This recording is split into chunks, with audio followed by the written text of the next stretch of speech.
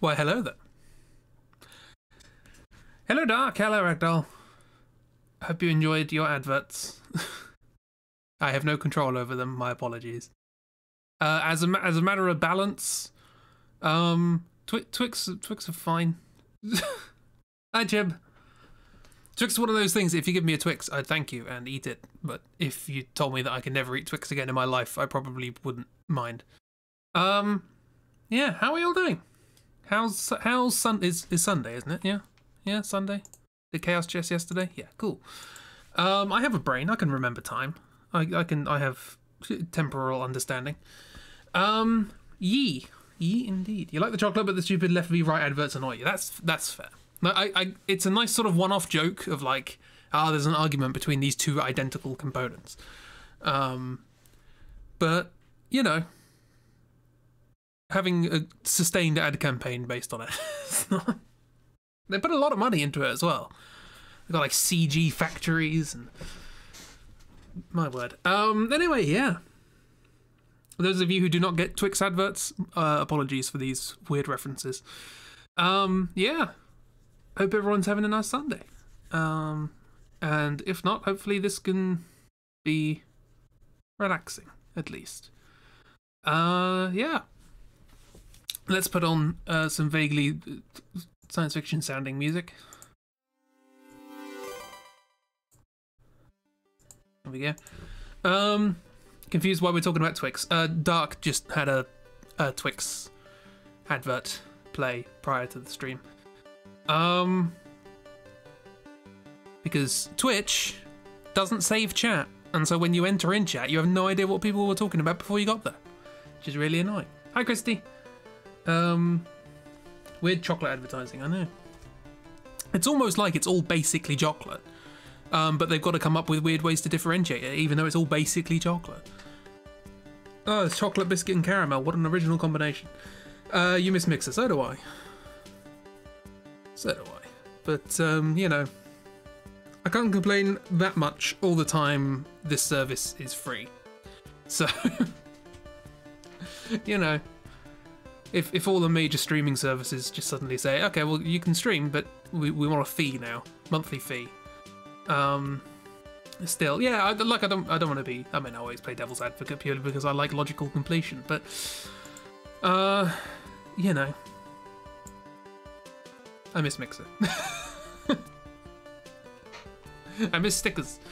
Yeah, so more doodles. We can get rid of that now. Maybe we can. Do you know what? We could probably get rid of this. Everybody say goodbye to the slogan of the Final Fantasy VIII draw through. We probably don't need it again. I'm just gonna remove it from OBS. There you go. Are you sure you wish to remove it does not matter? Yes. There it goes. Goodbye. Sunday's been an easy day of work, and now you're shopping down trees. So you got shopping on the brain. This is what working in retail does to you. And searching for the merchant. See? It's an obsession at this point. Goodbye. There may be many reasons, but it does not matter. Why did you have to leave? Well, yeah. So, we might need it, but you never know. ... I like how I'm rapid fire nonsense today. So that ... could apply to any of the last 3 things I've said. I'm not sure which. Probably the retail one. You're also loading going under because you're treating yourself. So if your internet's can stop pooping itself, fun games and good stream times sounds like a perfect Sunday night. Yeah. There we go, there's another one. What's going under? Is that a game? I don't know. Just wanted to get in on the fun. That's fair. Yeah. So, doodles. This is not going to be the same as the last time. I haven't got any sort of specific doodles I want to do. Well, I do have some ideas in mind, but I have no intention on finishing them. Yeah. So what I want to do, is I want to draw some scenes from episodes of Doctor Who that I've been watching recently, because I've gotten back into Doctor Who Could also have TTS the song that shall not be named, but you decided to spare everyone.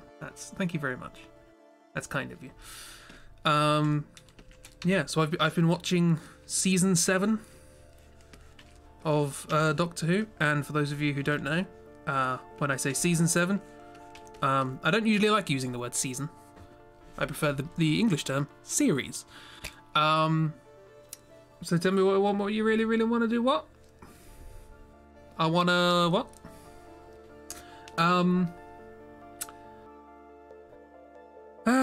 Zigga zigga.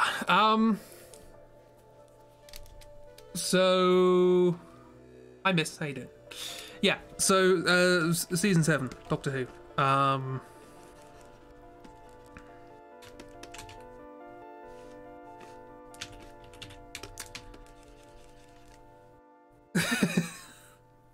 You don't have to say it. It'll just immediately pop into your head as soon as you realise what we're talking about. Yeah. Season 7.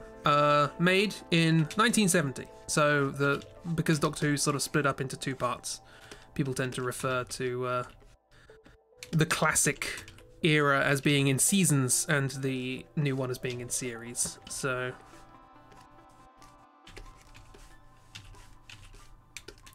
I want to draw some bits from the episodes that I watched, because they're over 50 years old now and I like them. They're not connected. I just thought I'd no thoughts, head empty and all that. Yeah. Yeah, and I thought I'd continue with my theme of the characters of mine that I drew as the Doctors. So if I'm doing doodles of the 3rd Doctor, I'm going to be doodling Flynn. Good old Blob friend. Not having a great time of it at the moment, being strangled by a tentacle.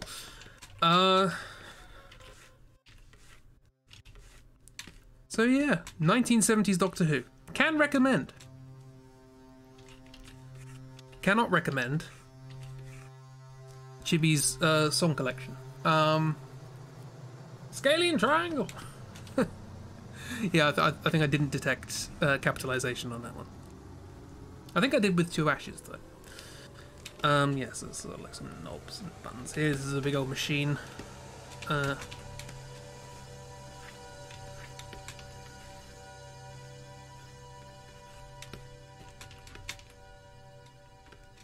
Yeah, there it is.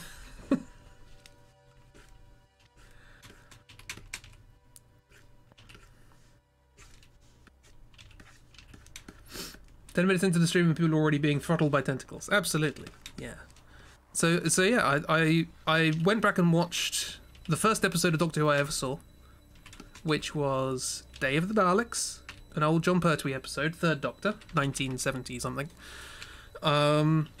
And you know what? It doesn't hold up. It's not a very good episode, but it's nostalgic, so I'll let it off.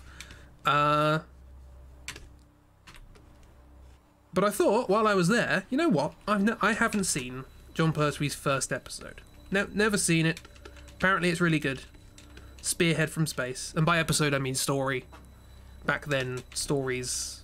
Well, Spearhead from Space is relatively short. It's 4 episodes, so it's about an hour. But the other ones in the series, they're 7 episodes. So it's like a full film. Can you strangle a slime? I don't know. Maybe I should make it sort of more bulgy. But the thing I quite liked about this is that John Pertwee, those of you who know John Pertwee will know that he's not an entirely serious actor. Well, not always. And he can do silly things. Wurzel Gummidge immediately springs to mind. And as a consequence, when they first started doing Doctor Who, it seems like they thought, you know, well, we might as well lean into it. And so he pulls a lot of silly faces, and I thought, let's draw Flynn doing that. Why not? Let's have it as like, I don't know why I'm drawing it in this perspective.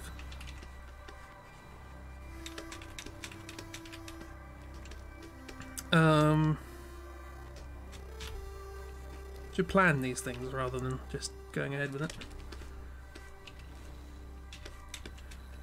But yeah, and I got on a bit of a Doctor Who binge.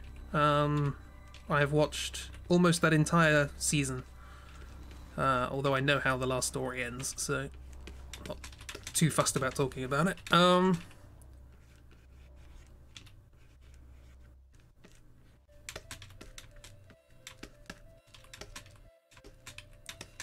Never plan. Absolutely not. And always sketch till it feels right. It's fine. There we go. Hi, Flynn. How you doing?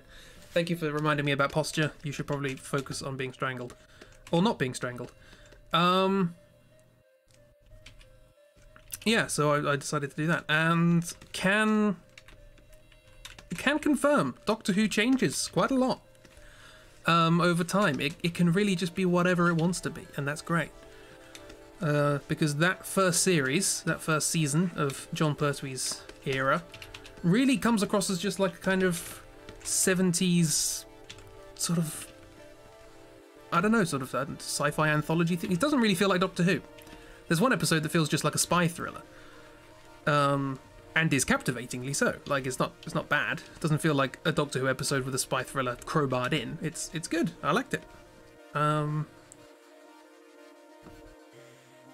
Everyone dies at the end. Most tragic series, all dead, turned into Cybermen, and then fed to the dragon in the moon. We do not speak of the dragon in the moon.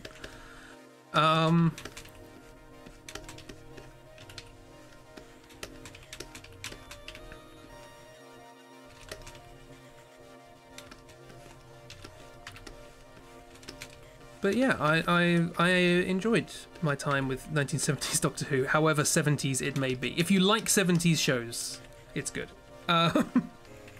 If you don't like a 3-minute montage of a lorry dragging along a piece of scientific equipment with just like lounge jazz playing over the top of it, maybe it's not for you. But I love all that sort of stuff. You like the Moon Dragon? Well, I can take your mod powers away from you.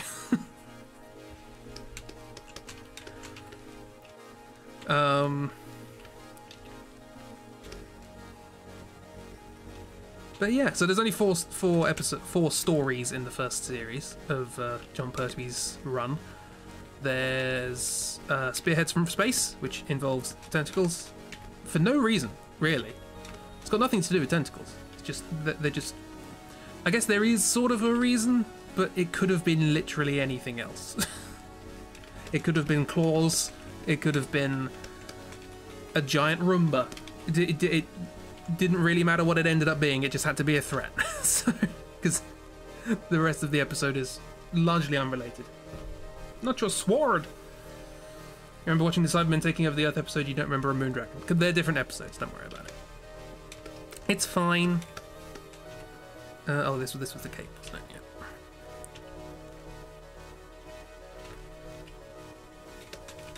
Whoodles. There's another one going down here.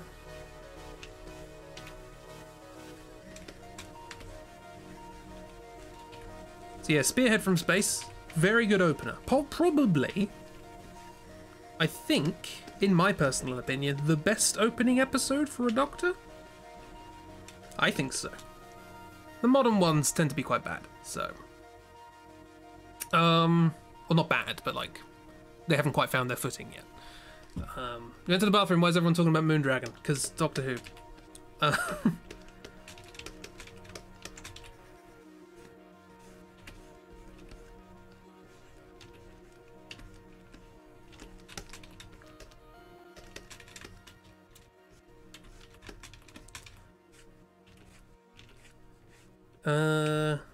Should I draw like the other characters as well?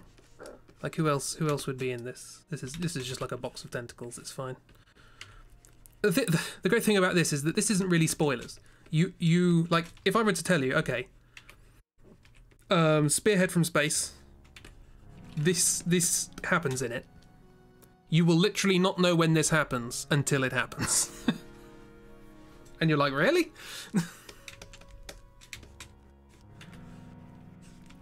So don't worry about spoilers. But again, I would recommend Spearhead from Space. It was good. That tells me everything you need to know and also nothing. Welcome to Doctor Who.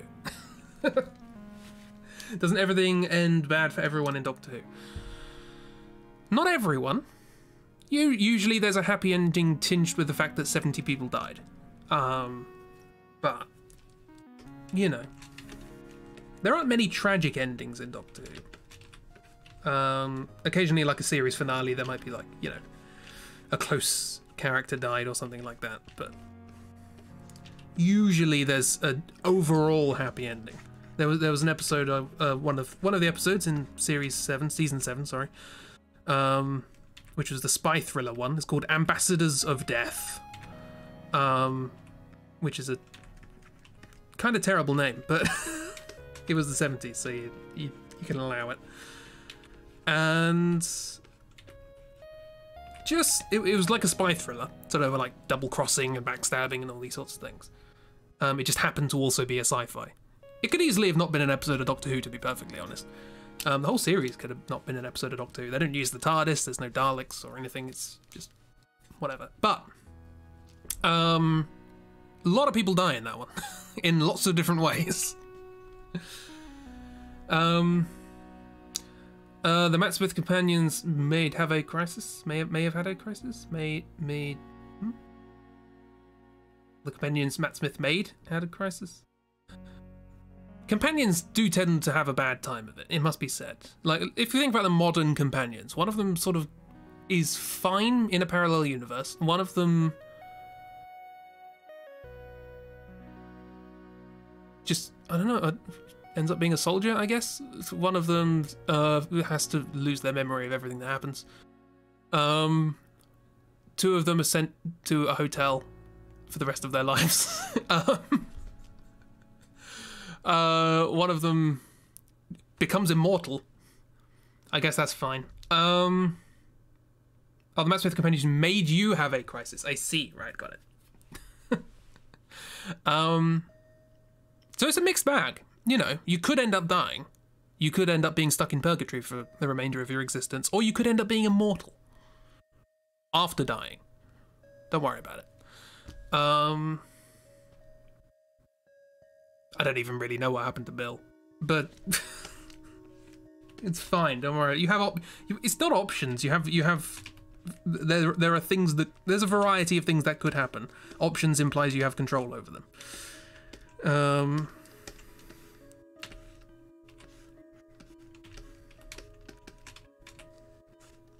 I'm also kind of fond of the fact that so I've mentioned before my favourite Doctor. They're all great.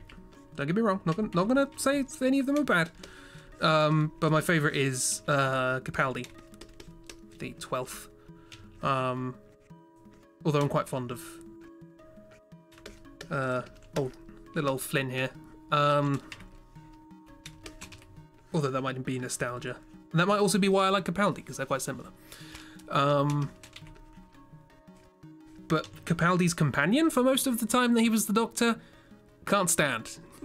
Cannot stand her. And the fact that she things that happened that were bad for them, no spoilers, were their own fault, was the icing on the cake. Like, it's a good gif. Yeah. That's Doctor Who. That gif is the essence of watching Doctor Who. At least modern Who, anyway. Fun thing about old Who, not an awful lot of time travel stuff. Who was Capaldi's companion? Clara was the main one. His guitar, if only. Less Clara, more Guitara.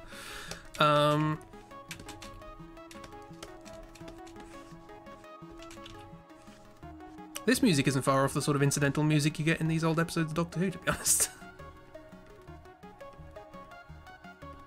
Just during a chase sequence for no particular reason, some electronic jazz begins to play. It's just sort of like smoke.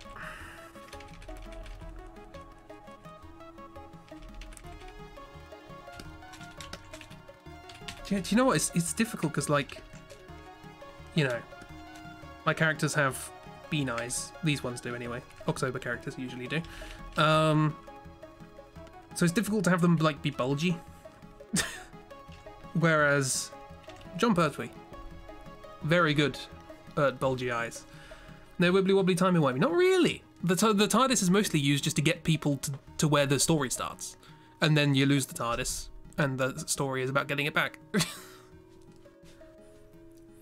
Poor Clara, you vaguely remember her being alright. I remember her being whatever the script needed her to be on that particular day. She was not a character, she was a plot device. And also, she solved all the problems, so the Doctor doesn't have to.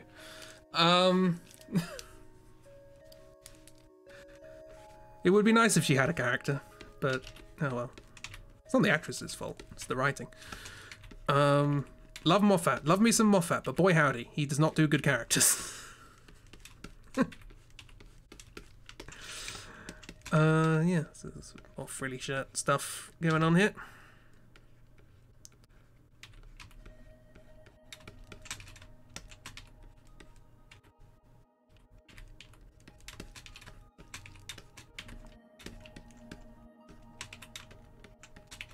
Yeah, there we go. There's the... Who's my favourite companion?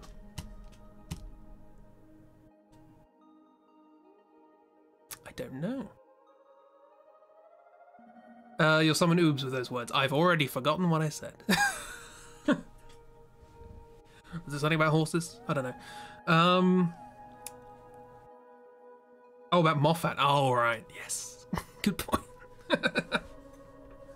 We don't mention Moffat favourably. I do. I absolutely understand why others don't, but I do. Okay, so that's that. What else? What's the next one? Silurians. This did not need to be a 7-parter. You could have probably edited it down to like 4. But it is interesting because it does one of my favourite things about the Silurians episode is that at the start of the story, it's about a guy who runs like a experimental nuclear facility, and he's invited some scientists along because his machine's not working properly.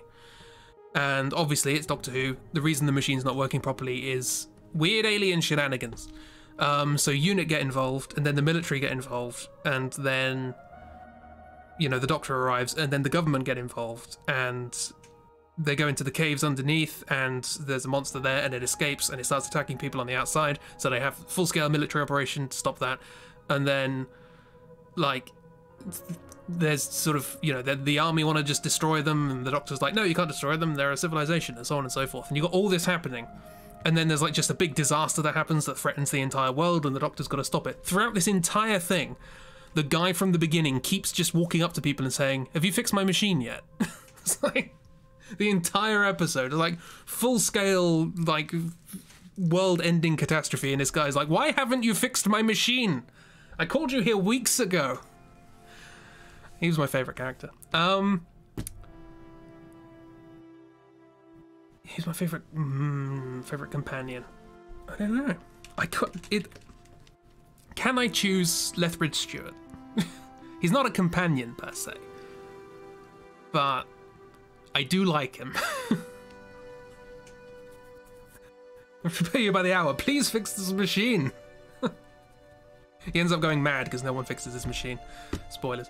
Don't worry. If you've watched Modern Who, you've already watched this episode, only cut down to 2-parter, because Chris Chibnall is imaginative. Got into a Doctor Who from Eccleston onwards, and honestly like them all in their own way. Haven't seen the most recent Doctor, those I cannot judge her. I've seen the first 3 episodes of her time, and I remember feeling that the show is moving away from what I liked about it and into something that made me stressed.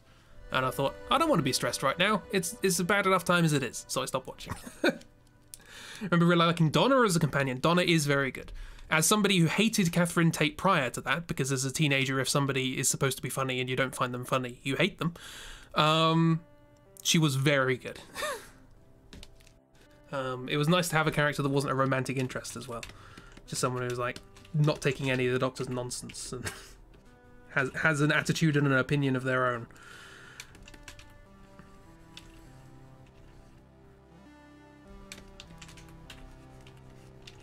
Yeah, what am I going to do in Siluria? That's not a word. Sorry, I did say there wouldn't be spoilers, and I just spoiled the episode of Silurians. Again, it's like 7 parts. You don't really need to watch it. Just watch the guy getting increasingly mad. I mean, I guess I have another character who could be one of the things in this.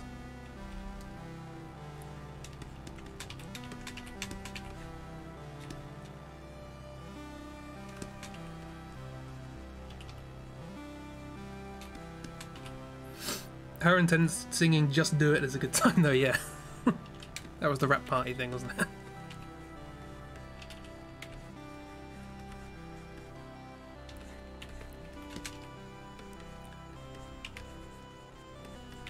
I'm never quite sure how to draw. Oh, you're also wearing a hat, that's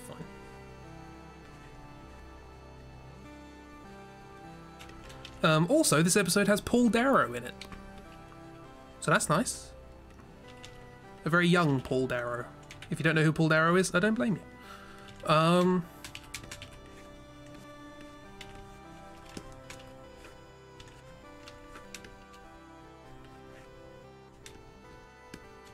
You have no clue who that is, but yay. It's not often I recognise somebody like that in an old thing.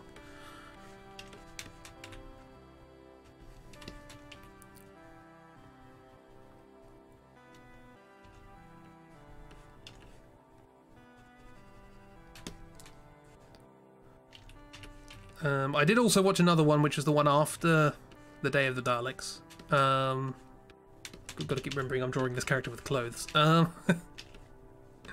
Which was The Curse of Peladon, and boy howdy, that's a fantastic example of low-budget 70s Doctor Who. I feel like these are all people you would know if you saw them, but names no. Let's get a picture of Paul Darrow. Funnily enough, you've heard his voice, because I did a playthrough of Medieval, and he played the villain in that.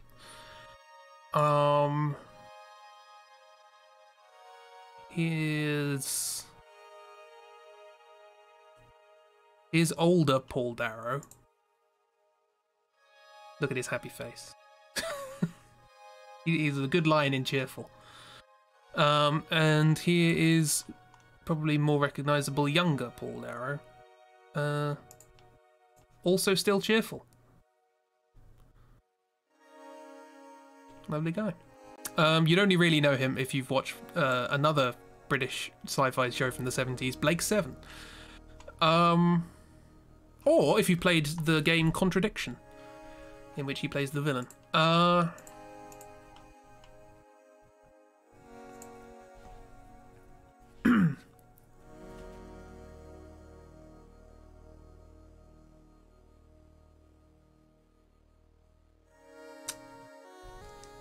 Valheim just disconnected, so you lost all the resources you've been gathering for the past 30 minutes. Well, the gods have deemed you not worthy.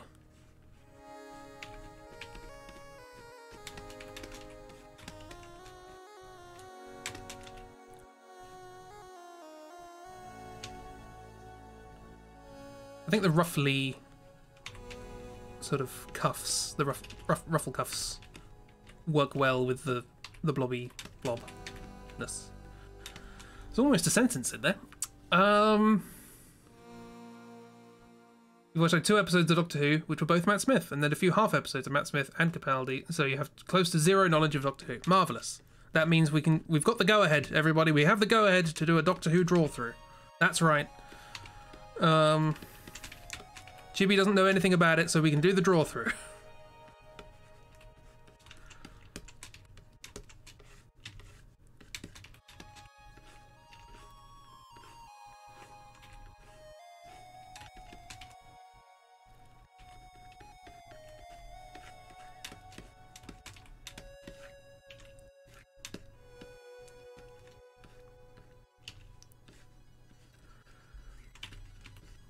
I will reiterate, everybody who's played the Doctor I think has done a good job. Whether or not they've had good material to work with is a very different matter. I'm looking at Colin Baker. You really like Rory. Rory was a good. Rory deserves better.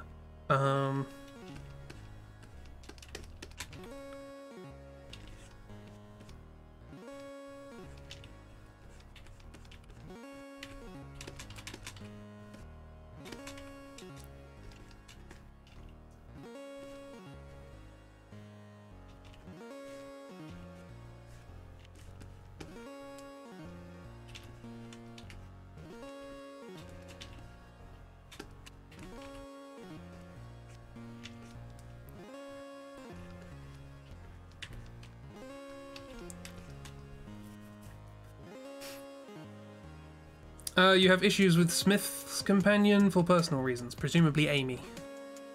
Of Rory, yeah. You watched him die and you're quite sad, and then the next half episode you thought he was a Roman, the world was ending, and you have no idea what happened in between. Put it this way. There was a line in the 3rd series that character was in where he says, "We're dead, aren't we? I've died. Again." It becomes a running joke that he dies a lot. And the fact that he's just aware of it. He doesn't have much luck, bless him. But he's a good.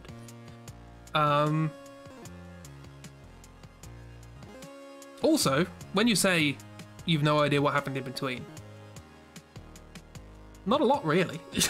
You'd be surprised by how little explanation there is for that. You thought it was Amy but wasn't sure. It's either Amy or Clara. Smith had Amy and Rory for like 2.5 series, and then it was Clara for half a series.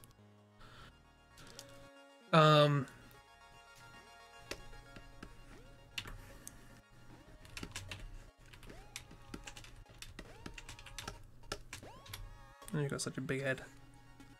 It's not like you. Not like you, Flynn, you don't have a big head. You're a good.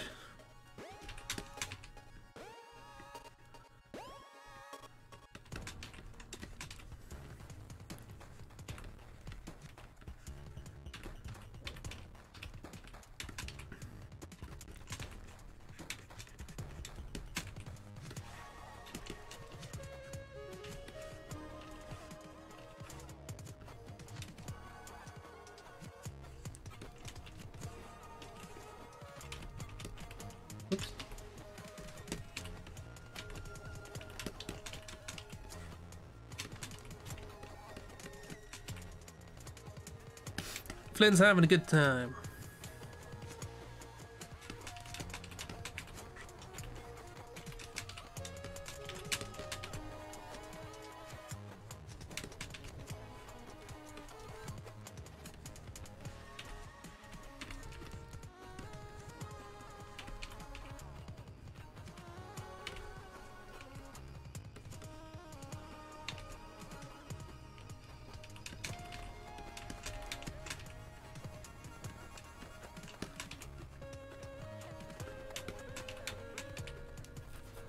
You watched an episode with Weeping Angels, and you're like, oh wow, this is cool, I should actually watch this series, and then never did. That's fair. Weeping Angels are good. Stephen Moffat was at his best when he had those sort of one-off ideas. And then he decided to run the show for 6 series.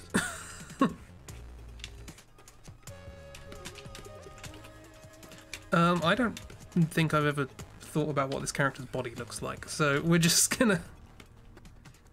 No, I must have done. I must have drawn a body at some point.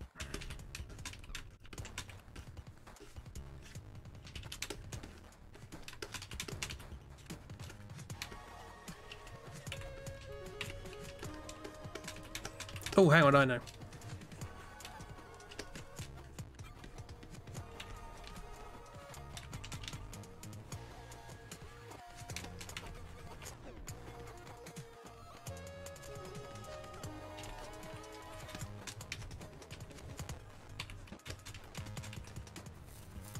The Weeping Angels were brilliant in that one episode.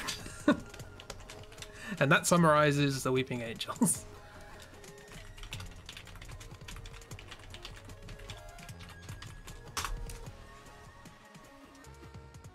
It's Janitor, who has yet to have a name. Well, I'm thinking about calling him Lethbridge Stewart now.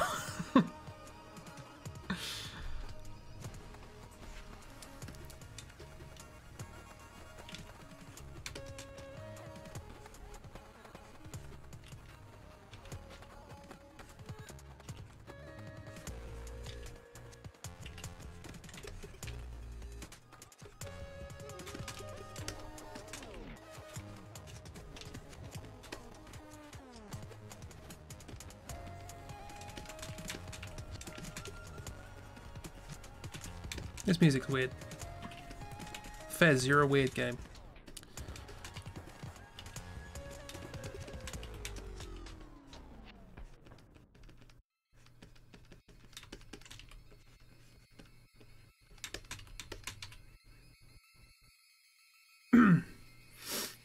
You're going to type that and then realise it sounded too much like Skeletor.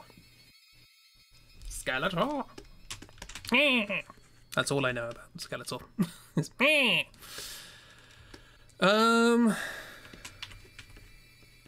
Yeah, Brigadier Lethbridge Stewart. No nonsense, but also at the same time, not brain dead. Like, it's nice to have a military person in Doctor Who isn't just a stereotype. It's great. He has a brain. He thinks for himself. It's great. I don't really know what military things look like. Don't know anything about him either. You don't consume content. That's fair. You consume draw-throughs. And that's it.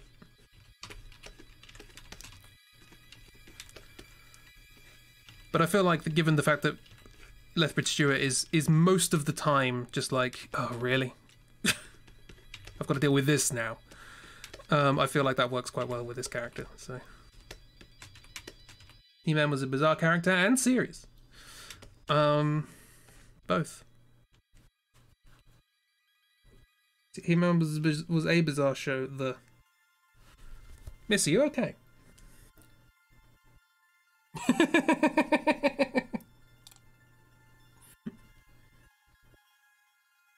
It's a touch screen. I shouldn't take the mic. That.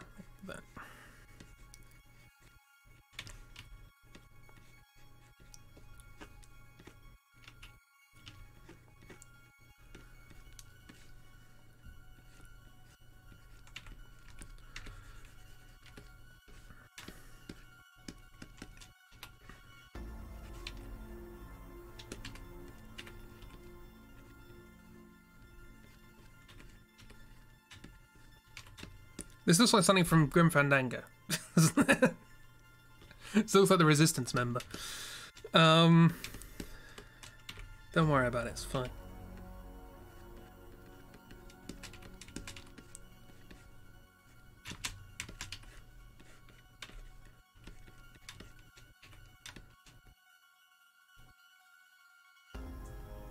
Can't breathe near it, it's just sending stuff. The Weeping Angels was like the best horror movie. It was a good horror short. It was a good, like... Yeah, good idea for a horror short. There's a lot of episodes of Doctor Who that would make good horror stories. Mostly written by Moffat. Again, he has great ideas. But everything else...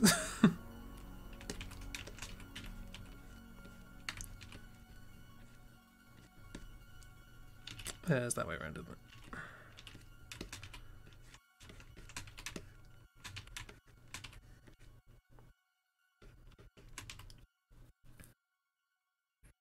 Doesn't get to send his own messages. Well, that's not very nice. You're telling Oobs. Nothing I have said would disagree with Oobs' opinion. He puts ideas above everything else, and that is not everybody's cup of tea, but I quite like it, so...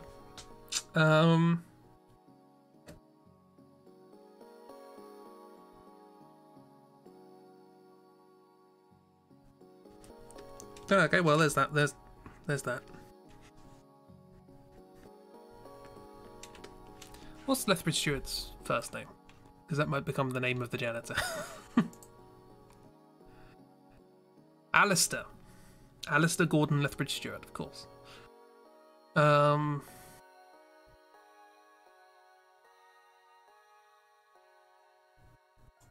I'll go with Al. I love this baby Godzilla. They've only appeared in one comic, if I remember correctly. But so the original idea for this character was that they were October's friend, and when October would have like breaks, they would go up on the roof and just sort of chat with this person who's not part of the company, so they can just talk about whatever. But I only ever used them once.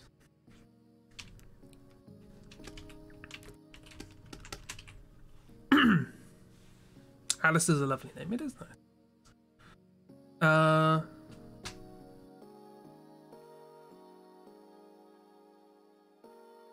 Yeah, there we go. What's the next episode? The next Oh, the next story would be the spy one, wouldn't it? The Ambassadors of Death.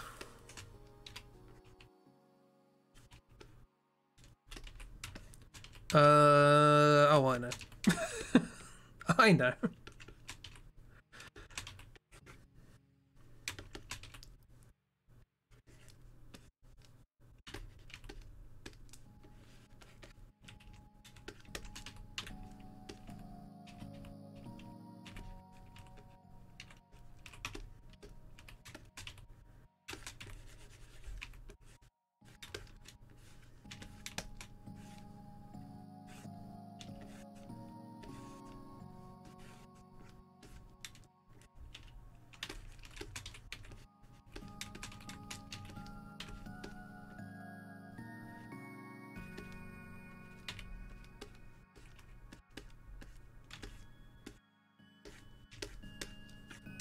Looks like this is not the expression I really wanted to convey.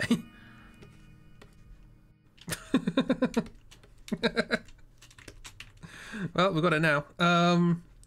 Ambassador's Death sounds like it could be either a Monty Python skit or a dodgy high school metal band. Yeah. Yeah, it looks like he's enjoying this too much. This is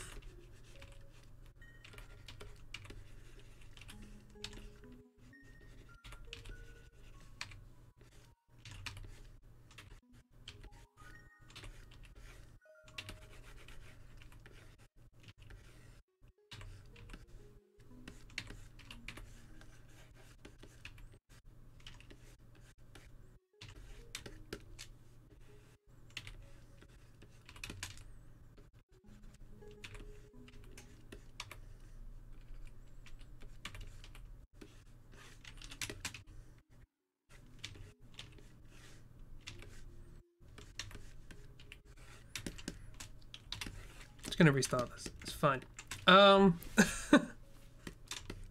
It's difficult to do. It's difficult to draw a blob in these particular circumstances. So what I'm gonna do is I'm gonna try and get a bit more context here. So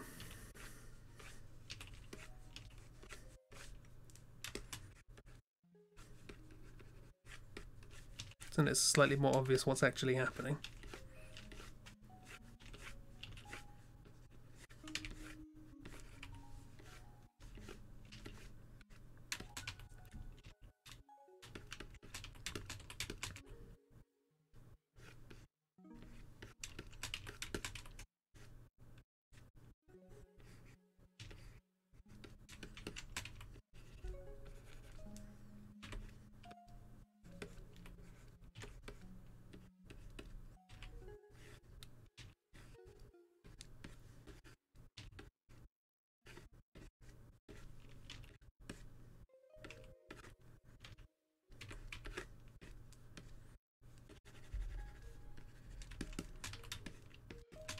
Super happy fun times?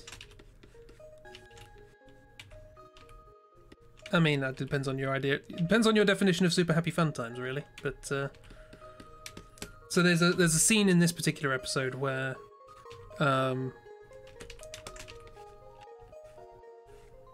people mind spoilers for a 70-year-old show? Like, I never assume spoilers are fine because, hey, I really enjoyed watching this because I had no idea what was going to happen. And I don't really want to take that away from somebody, even if it is a show that's 70 years old. The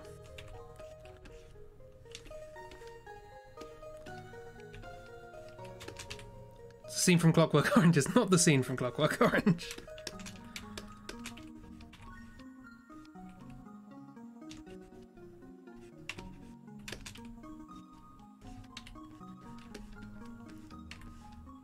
But without giving too much away, there is a scene in this in which the Doctor is exposed to some strong G-forces, and it looks like in the actual episode they put John Pertwee in like a centrifuge.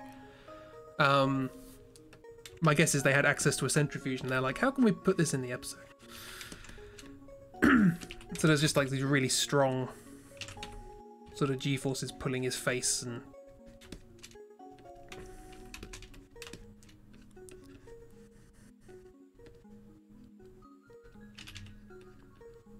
It turns out when the face is stretched, it doesn't look like the character anymore. I won't give too much away, so I'll just draw the normal outfit.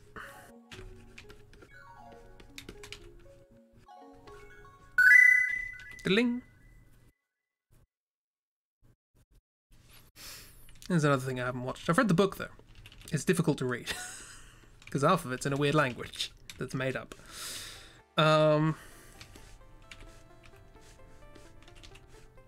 Also, all the things that I thought the book was about. The things that I thought the book was about, because that makes sense, take up like the first third of the book. So there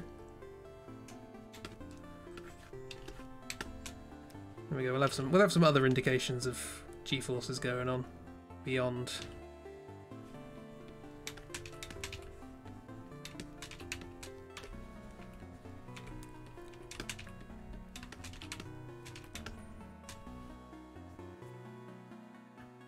Why? You've seen the play. What? Why? Why?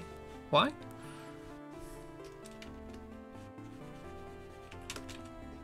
What did I do now that deserves a why?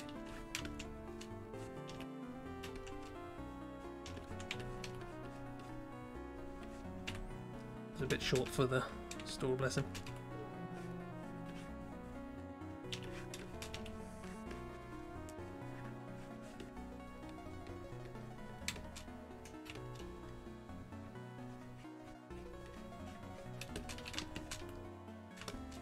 I kind of wanted it to go like that, didn't I?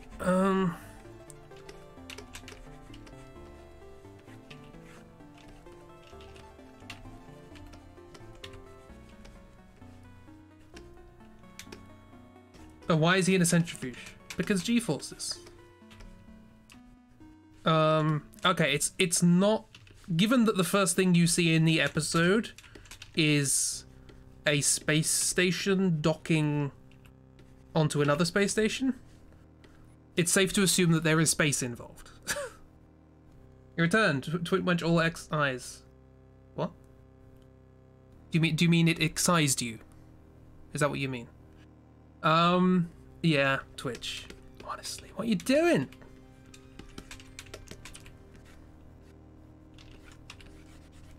So yeah, space is a thing in this. But it's largely a sort of incidental plot thing. Again, most of the story's about, like, spies and stuff.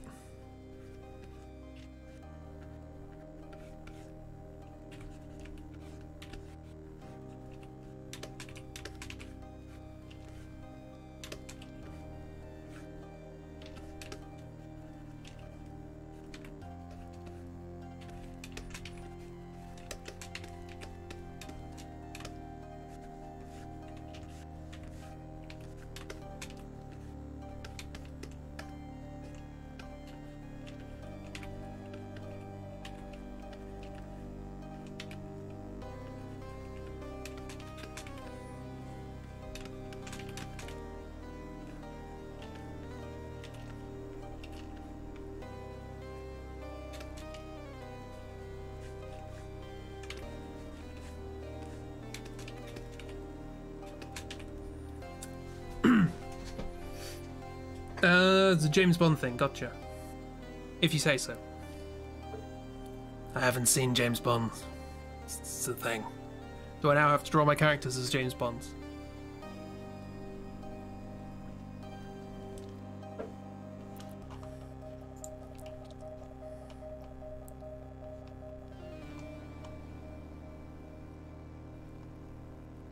Also, I never showed you a picture. This is Brigadier Lethbridge Stewart. He's a good. He's not always a good, but he's often a good. Having said that, he did not good in an episode I just watched. So maybe, yeah. No, he's awful. I assume you're talking about James Bond and not Brigadier. Why suddenly James Bond? Mismentioned James Bond. I don't know. I don't know anything about James Bond. That's what I'm saying. My point is, I don't know anything about James Bond.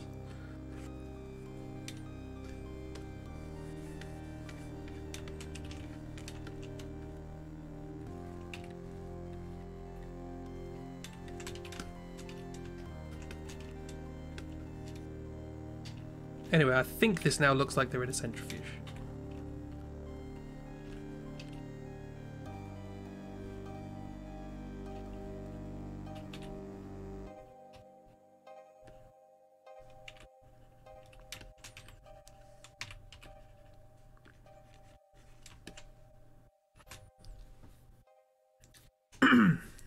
There are like 3 good Bond films, and even they are problematic. I mean, the character in itself is a problematic character. The spies in space, and that's James Bond. Is it? Is there space in James Bond? I didn't realise it was a science fiction. I mean, it's got like gadgets and stuff, but...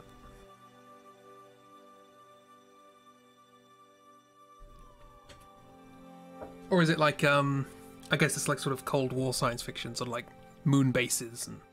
It's Akiro! Hello, how you doing? Welcome to Flynn, having a good time. Don't worry about it.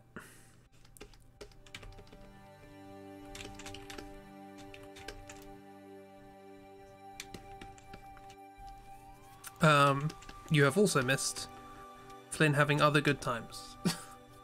I've been watching a lot of Third Doctor stories, so I thought I'd draw Flynn being the Third Doctor. I think there is sometimes space in James Bond, but you could be wrong. There is one called Moonraker, isn't there? So that might be a thing. Is that a thing? I mean, that's just the name of a ship. A Moonraker. I think there's one space.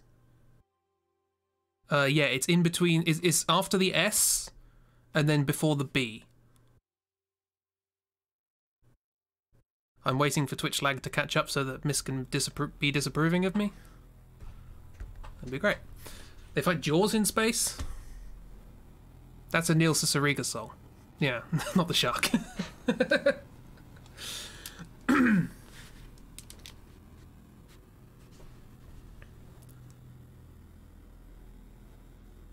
Wasn't there a mention of a shark in Dinosaur Laser Party?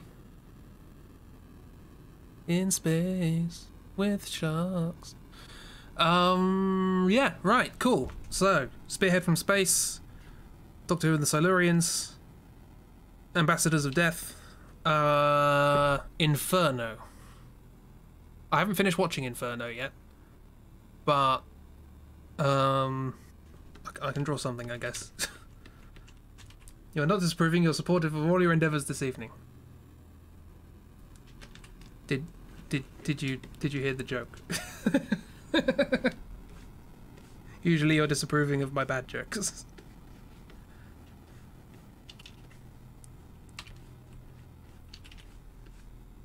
I like how the blob is kind of ghost-like in its general form.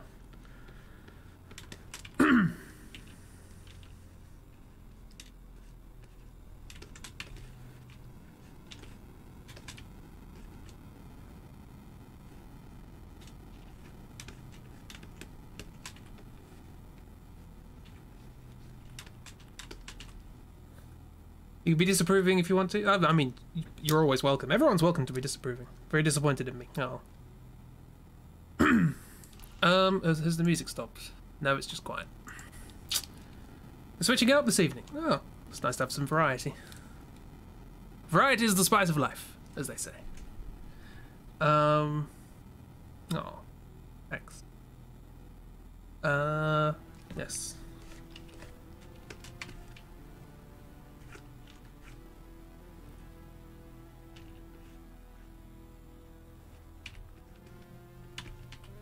It's very difficult to avoid tangents with a ruffle. Also, can we come up with a better word than tangents? Because tangents aren't tangents, usually. Usually they're just multiple valency intersection points, which I get is not as catchy as the word tangent, but it's also right.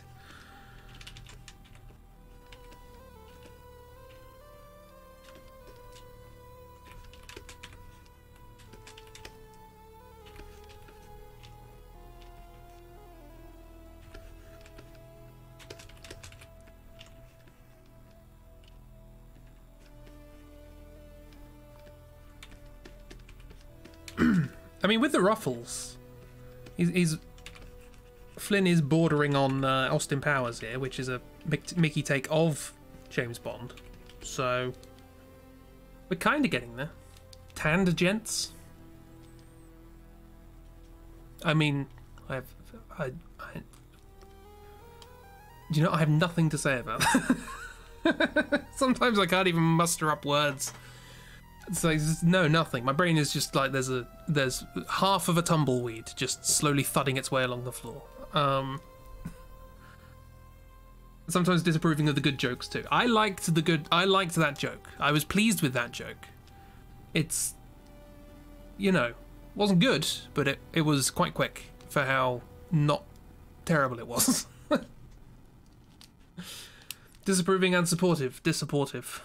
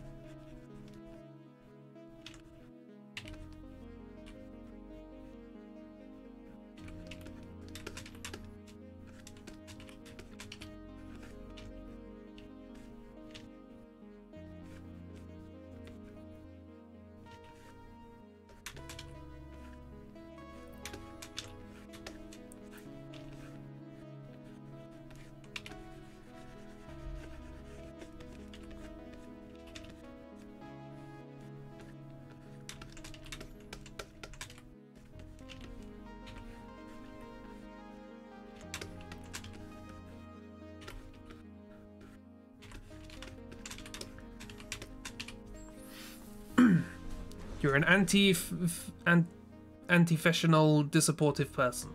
What can you say? Well, if you can say that, you're better than me.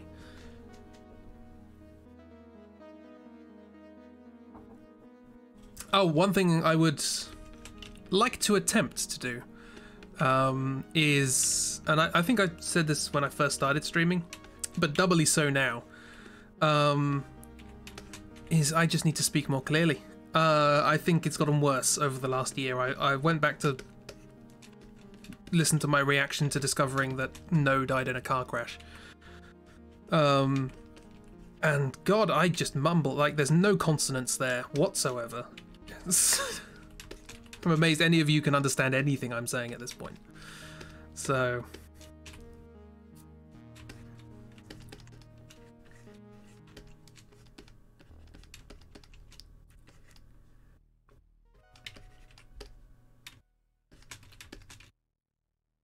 I mean, to be fair, anyone would have that reaction to No dying in a car crash. Yeah. I just wanted to see if it was entertaining enough to clip. Not really, turns out.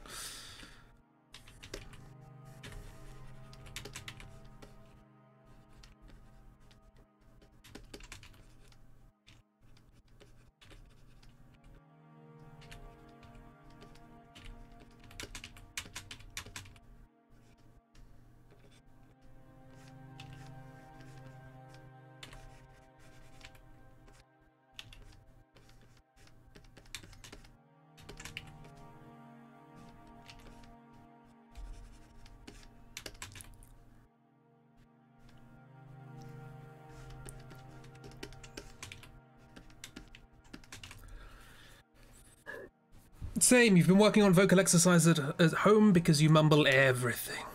I mean, this year has obviously been an exceptional... Or last year, I should say. Because, yeah, it turns out it's a different year. It has been almost 12 months since I've actually been anywhere, but pretty sure it was last March. Aside from trips to the post box and one trip to a shop, I think. It has been...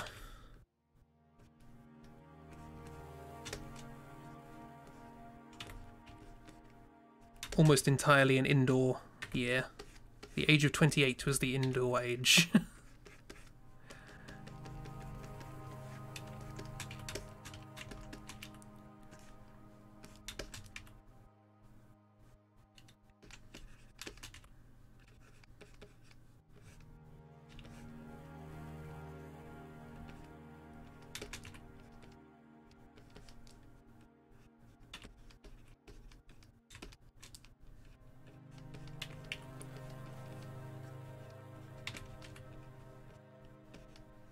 How do guns? I'm not entirely sure how do guns.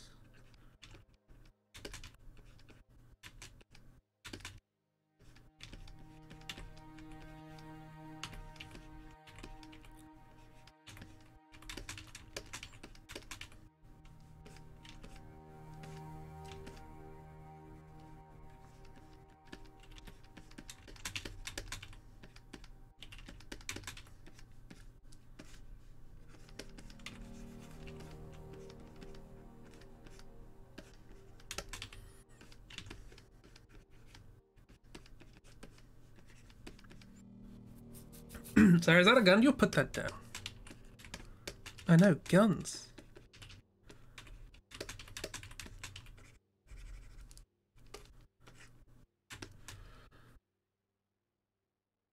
It's got the shooty bit and the drippy bit. Drippy? I think your gun might be malfunctioning. You only don't mumble when you're doing an accent. Yes, that's because that's what I quite like about when I'm doing, you know, a game with dialogue that doesn't have voice acting. So, at the very least, I can put on a silly voice, and then it will be clear because my brain is actively trying to pay attention to the words that are being said, and the way that they are being pronounced, enunciated.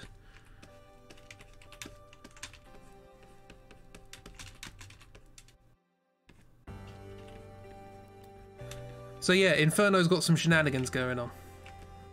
I haven't got to that bit yet, but I know the gist of the episode.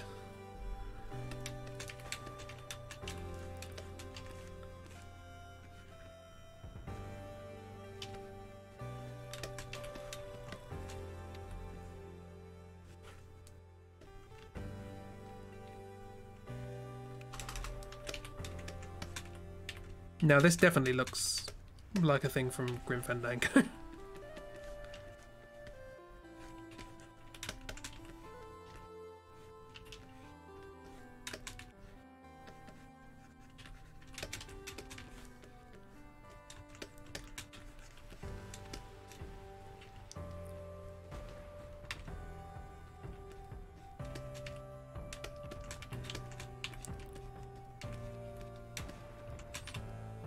I don't know if it's a spoiler to say it, but Beckett, one of your favourite moments is Eccleston levelling a gun at the Dalek. Something about seeing the Doctor resort to a gun is very emotional. Yes. Two ashes. I think this is just a Revellian guy who wanted to train pigeons. It might be. It might be. Yes, I agree. Whenever they use the device of the Doctor resorting to using a gun, it's a big thing, and they did it early in the modern series, so every successive writer had to, you know, one up themselves. But yeah, that was a big thing. They could have just done, oh, the Daleks are back and they're scary and run away from them, but they didn't. They decided to make it a character study. Good old RTD. Always thinking about characters. Right. Also, there's a volcano going off.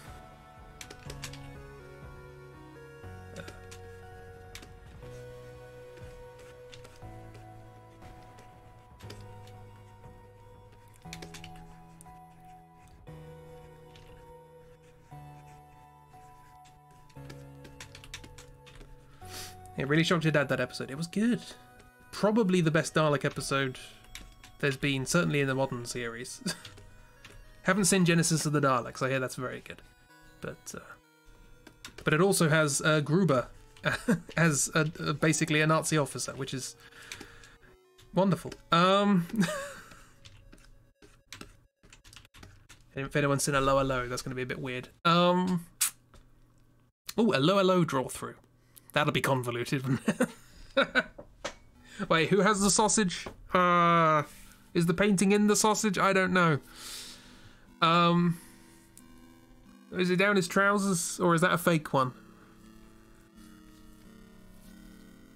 Oh, that's not okay. Let's do the other ones I watched. So this is season 7. If you ever wanted to watch season 7 of classic Who, you have the Spearhead from Space, you have Doctor Who and the Silurians, you have the Ambassadors of Death, and you have Inferno. Hope you enjoy them. Hello.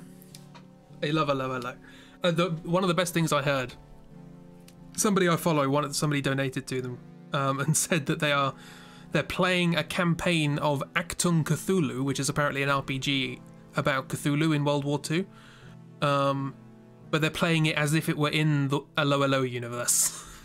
Which is just like, I don't even know how that would work. It's amazing. Oh, is that? Oh, there we go. Ah, there we go. Listen very carefully. I shall say this only once. Were you pissed? Oh, were you? I can't do the accents. That's the problem. Good morning. Were you pissing by the door? I guess the point is that he can't do it either. The German bummers. Yeah. So stuff. I watched a documentary about that, and apparently they had no idea whether or not the audience would get that joke. whether they would understand that he was just not speaking properly. Like he was bad at French or whatever. They were like, if this doesn't work, we have to write this character out quickly. The fallen Madonna with the big boobies. Yes. What a MacGuffin. That's the best name for a MacGuffin in anything. But, yeah. Okay, what were the other ones? Day of the Daleks. Let's do it. Funnily enough, that's got Daleks in it. How can I do this in a fun way? Well, the bad accents was to represent them being unable to speak the language. The accents denoted what language they were speaking at the time. So that's why Michelle would swap between having a French accent and having an English accent, because that was to indicate the difference between speaking French and speaking English. But it was just the fact that he kept getting words wrong as to, like, he doesn't actually know French. It's like, he thinks he knows French, but he doesn't. So he's just saying everything wrong.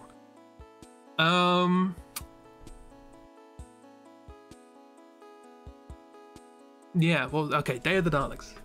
Problem is, the Day of the Daleks is quite a... I guess it's not a boring episode. Good mooning. It's just like... It's a good idea, badly executed. I'm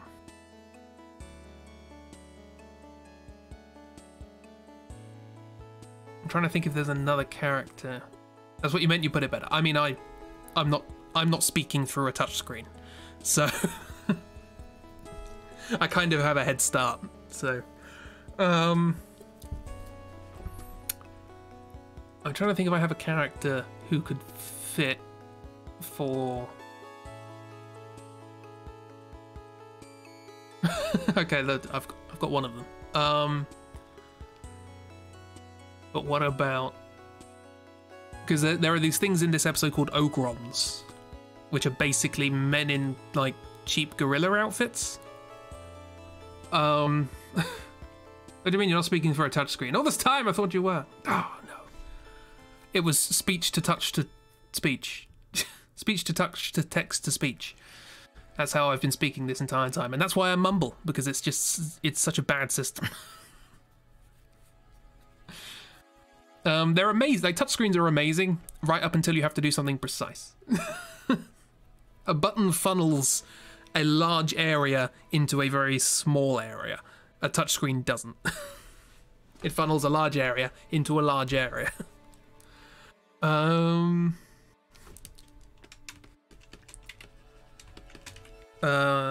One of the great things about John Pertwee's era of Doctor Who is boy, he liked vehicles. And in just basically every episode he got to ride a different vehicle.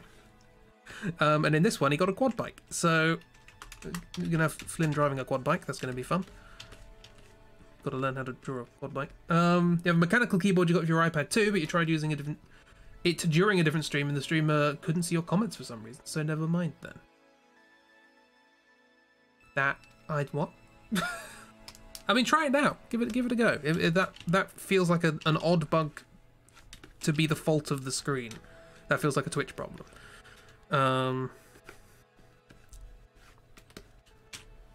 Do you have the quad bike keys? I don't think this had keys. Inexplicably, John Pertwee's Doctor could just immediately make any vehicle move, apart from Bessie, which is his car. Keeps breaking down. Will Diana let you leave, or do you have to break off the mission early? I don't think Diana's in this episode. Which is a shame, really. I'm still trying to work out who my favourite companion is.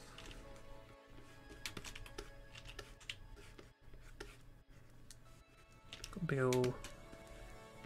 Also makes wibbly wibbly noises. Does it have headlights? Might have headlights.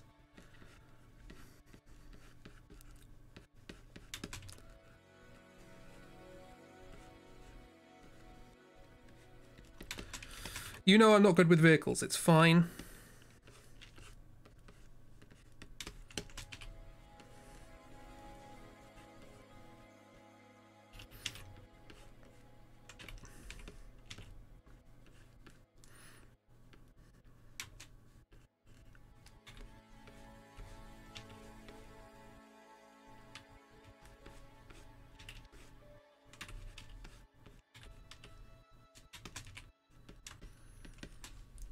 Your favourite companion is Diana. What companion is most like Diana? Liz Shaw, maybe? She's the companion for Series 7. Kind of works. She's like competent and intelligent, which is quite rare for female companions in Doctor Who, must be said.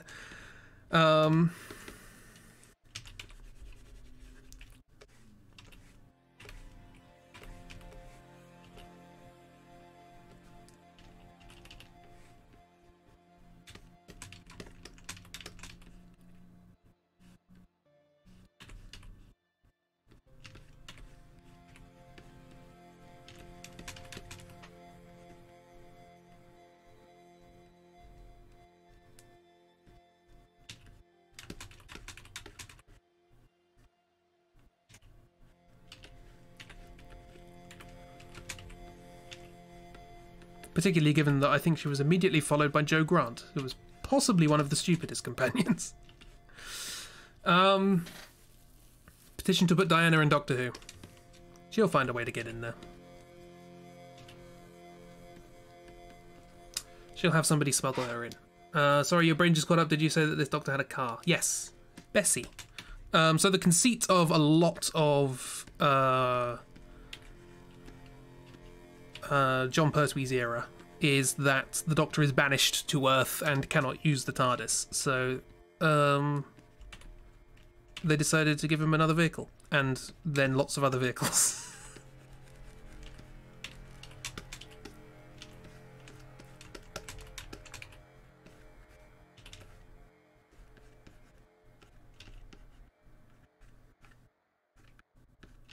He gets, like, I think there's a point where he has a hover car. Not hover car. Well, yeah, the Who-mobile. That is a thing. This music, if it is music, kind of reminds you of part of Chrono Cross, and now you want to replay their game. I started Chrono Trigger recently, actually. Haven't got back to it because Valheim got in the way, but you just realised you've been reading this drawing completely wrong. That's fair. I don't know how you were... you were zoomed on the back of Flynn's head, so you thought the little tufts of slime at the back of the head were like a weird snout? So face looking to the left with the eye on the left. Eye on the left being the eye, and it also having freckles. Oh, yeah. Hello.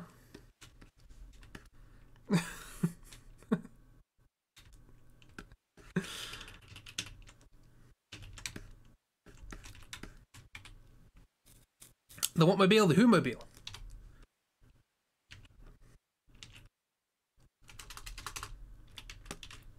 Biking game is addicting. I prefer to think of it as addictive, but that's just me. Oh yeah, this music is Fez, and it has almost run out. So I was trying to think of some sci-fi games that have good soundtracks. This is relaxing, so. And then you zoomed out. You got to ask who the funky dolphin friend riding the quad bike is. I hope you enjoy Chrono Trigger when you get back to it. I didn't get far. I spent a lot of time wandering around the world that you can't do anything in before I advance the story the first stage. So I want to find things, you know? I have no real idea where the story's going. All I know is that there's a frog in it somewhere. It's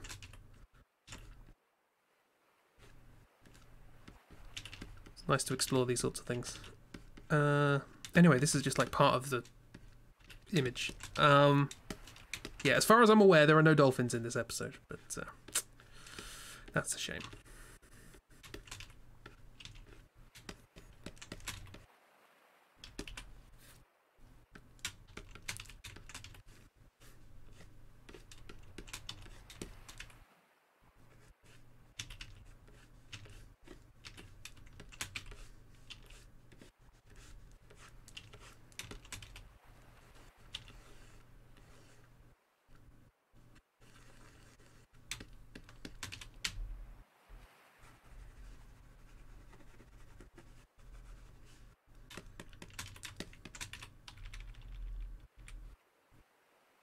Mood Chris running around everywhere you weren't supposed to before advancing the story. It's been a while since I played a game like that brand new, you know?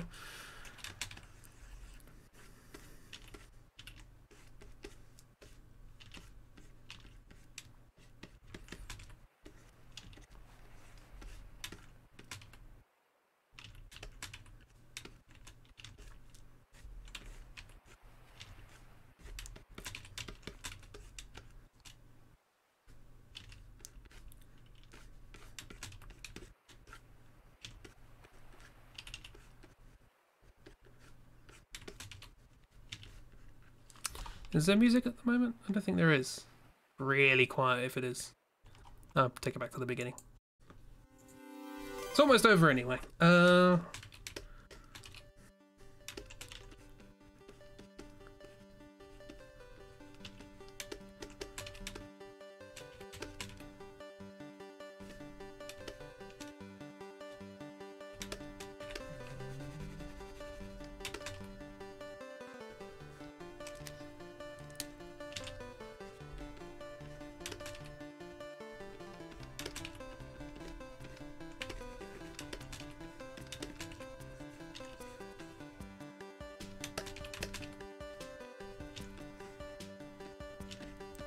So yes, Day of the Daleks was the first episode of Doctor Who I ever saw. We had it on VHS when I was a kid. And it's not very good. I like the idea of it, because the conceit of the episode is...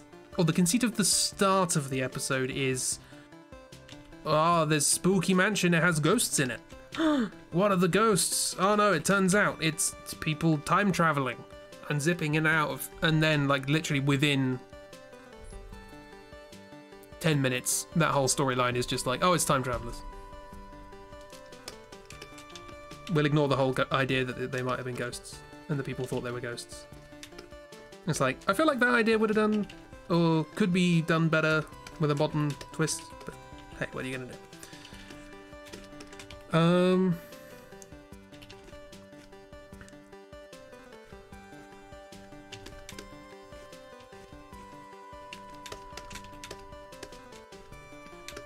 Well, I guess it kind of did. I guess series 7 had that. Kind of all spooky ghosts in mansion. No, it turns out was time travel.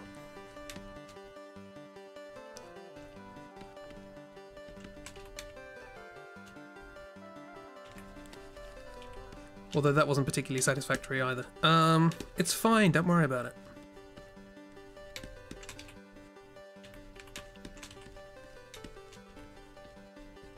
Not the most successful drawing I've ever done. It's fine, don't worry about it.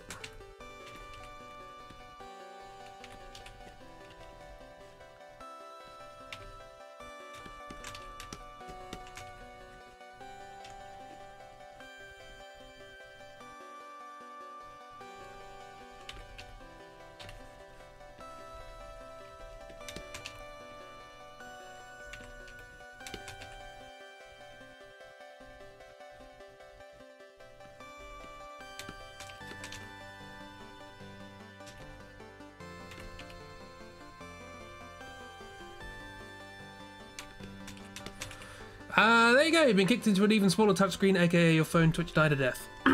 We started this stream saying that we miss Mixer, and I feel like we're going to finish this stream saying that we miss. Apparently, we're going to end the stream saying nothing at all.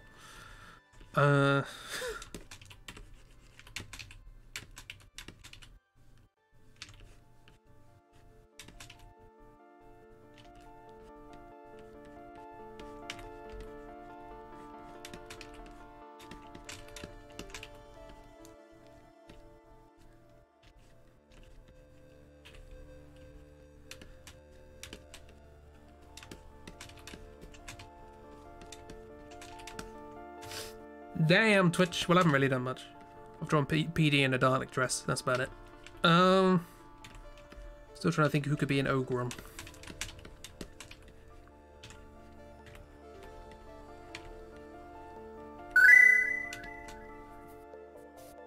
We miss Mixer's maniacal mishaps. You say that. Yeah. Miss mentions that we miss Mixer's maniacal mishaps. Mistakenly missing the main mention of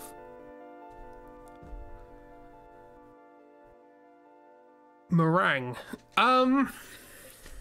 It's okay, the grief of losing Mixer is leaving you at a loss for words. That's fair.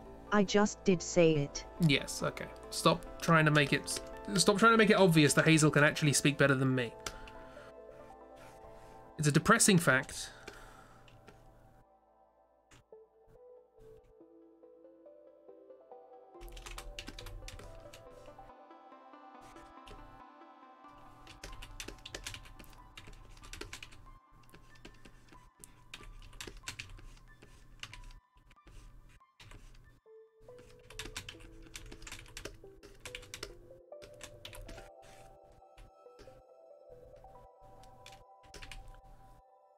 Yeah, lucky Robert isn't here, or you'll be outclassed immediately. I'm perfectly happy to admit that Robert is paid to speak. Like, he's got to be good at it. All hail Hazel, master of the spoken word 99% of the time. Oh, I was sure she was going to get 99% wrong. He wanted to use actual swears when bad talking Twitch, but he got automated for saying Yeet. hope. Yeah, yeet. Spoke over that, my apologies, Hazel. What is it, Hazel? Can't say you remember there being one word you just struggled with. Just one? You remember there being just one? Well, you remembered wrong. I think she also has trouble with Cthulhu, but I think that's fair enough. Yate. Yate.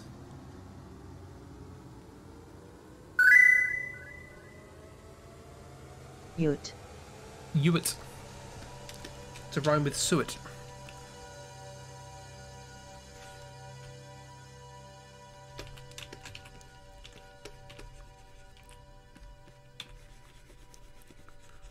No, we'll just do that. It's fine. Utkxhalhu. Thanks, Hazel. Yote. Yote. Xhalhu, master of squishy hugs. Yeah, there we go. I reckon Flynn would be pretty good at squishy hugs as well. Flynn hugging M. I'm going to put that on my list of things to draw. Hang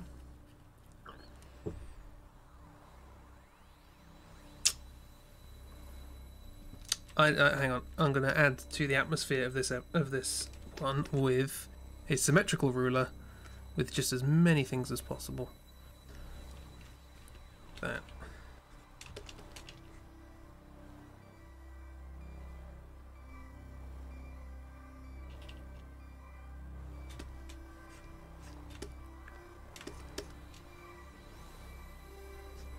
Every time somebody goes forwards or backwards in time in this episode, this effect happens. It's just this sort of kaleidoscope thing. You sort of see it into my...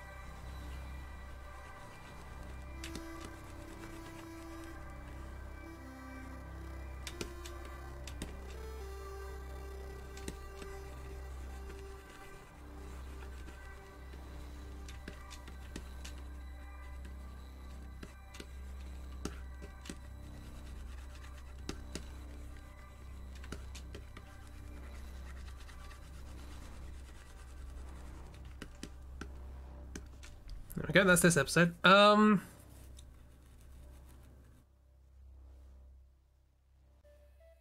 to test out if Robert can say Cthulhu. It's at some point I will try and find that voice, because that voice is available to use, and I've got to try and hook it up to the text-to-speech situation.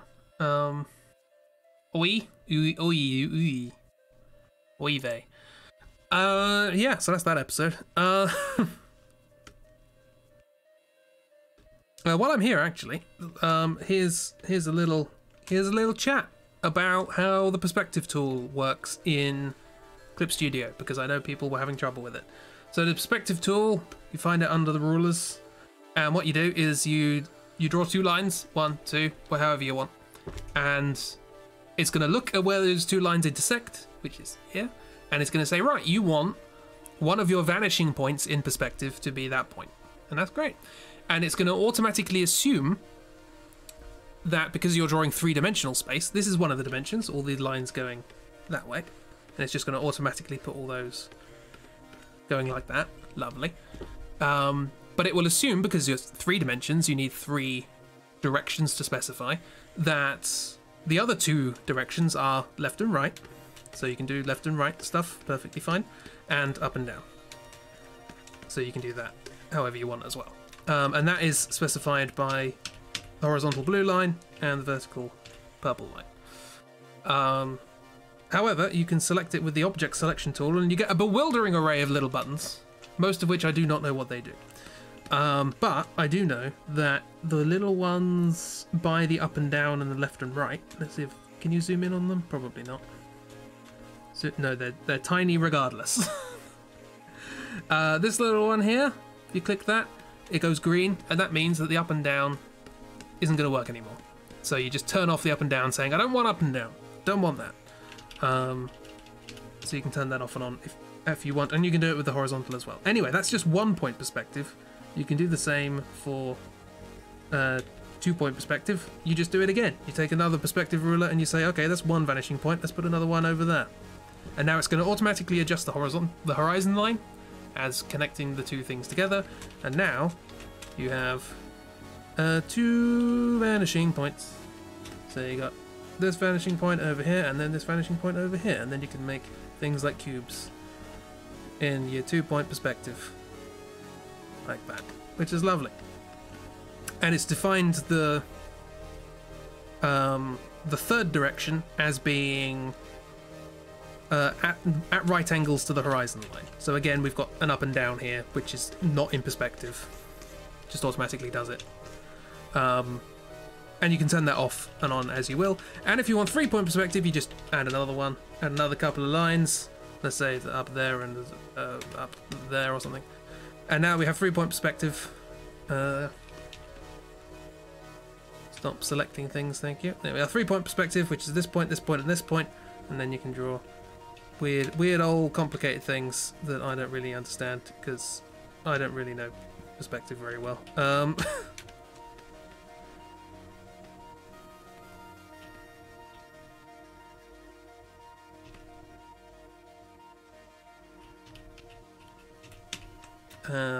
Oh yeah, because we're looking at this up, aren't we? Okay, so it would be like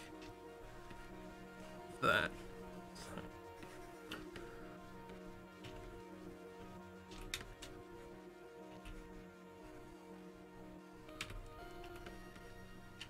3-point perspective is weird. Just throwing that out there.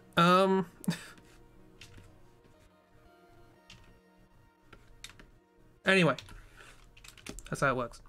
Thanks for telling you how to turn that off, because that up and down during perspective is the bane of your existence. Yes, it's a tiny little button. Hang on, if I can't really show it off on screen, but if I just, it should be, if you go to Operation Tool and you click on your perspective stuff, all these little buttons will turn up.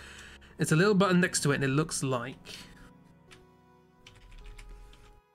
obviously I can't draw in perspective, it looks like that, which obviously means on off, because that's the universal symbol for on off, and if you click it, it'll turn green and it'll go like that. So yeah, It always corrects your lines to up, down, or left, right. Yeah, you can turn those off. It automatically assumes, okay, you're working in 1 point perspective because you've specified 1, so I'll do left, right, and up and down for you. But you can turn that off if you want. Anyway, back to Doctor Who. What else was there? There was another. Oh, the Curse of Peladon. Oh, there's a colourful cast in this.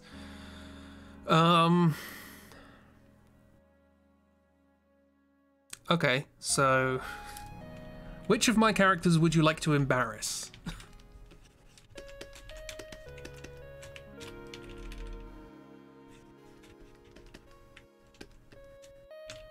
Curse of Pelicans? No, the Curse of Peladon.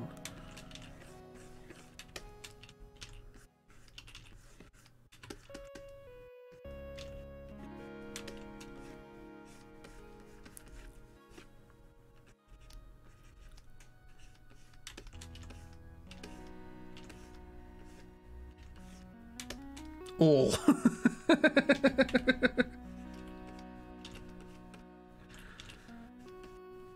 I love it when Kiro's sassy. No, it's a good day when there's a sassy Kiro.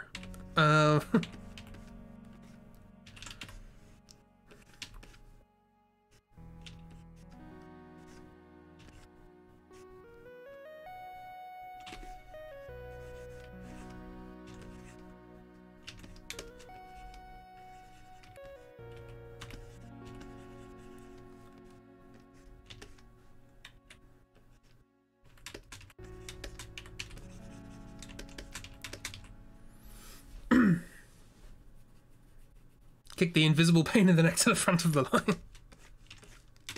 Yeah, we can do that. We shall draw Griff as King Peladon, for he has the best outfit.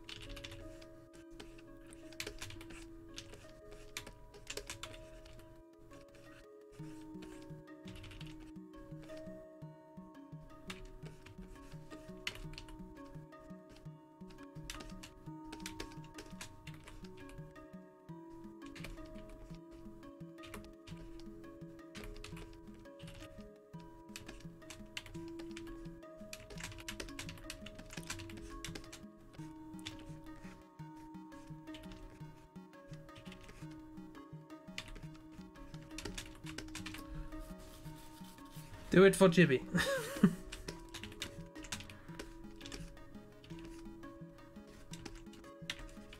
I guess this picture will be spoilers.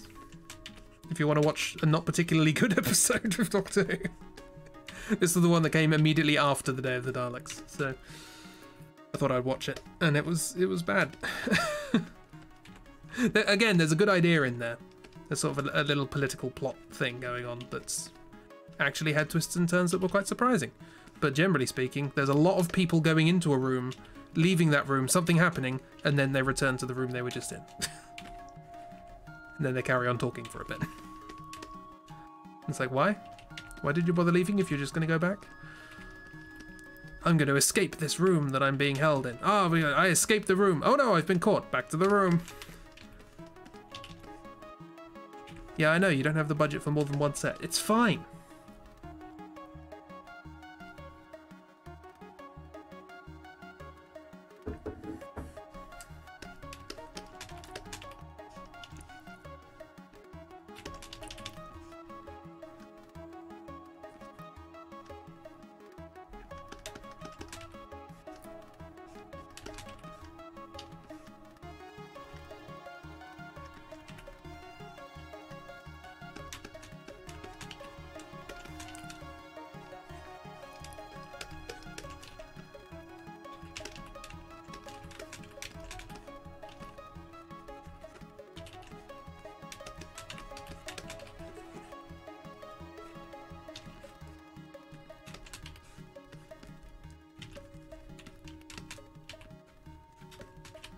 Anyone know how to draw stubble?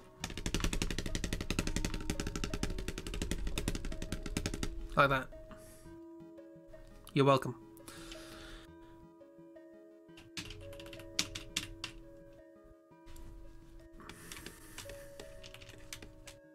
Oh, you said stubble. I thought you said bullet holes. Mercy. It wasn't that dangerous.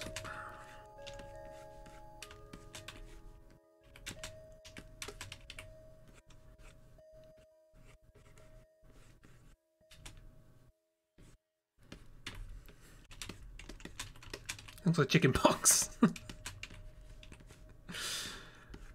Is that not what stubble looks like?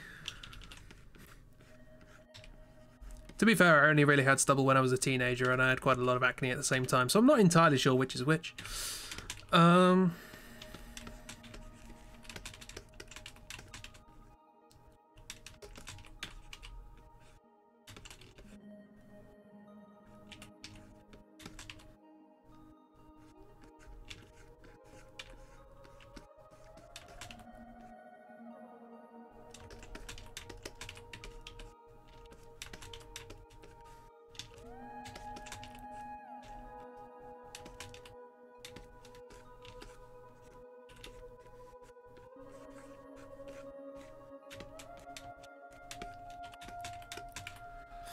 It's basically what you do when you draw stubble traditionally, and it seems to work. Yeah. I just tend to do a slightly light shade. Generally speaking, if you're doing color, I tend to desaturate the skin tone and make it a little bit darker. That tends to be good for indicating a patch of where hair ought to be. If you do that a little bit less, it indicates someone who's not very, very recently shaven. The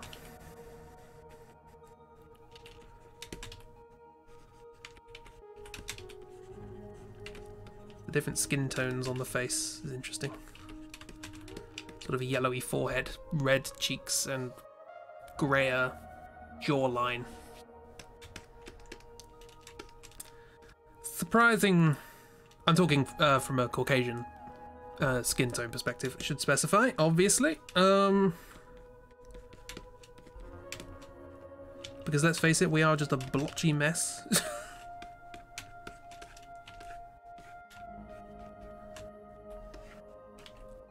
No, you're on a rock now, it's fine. If in doubt, make a rock.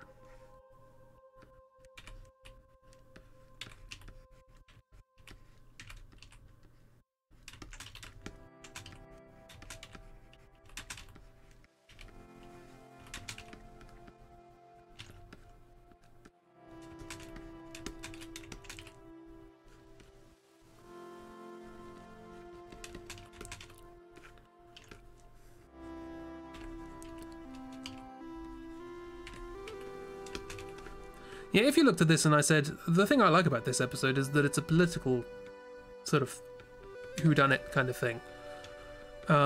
Would you have guessed that?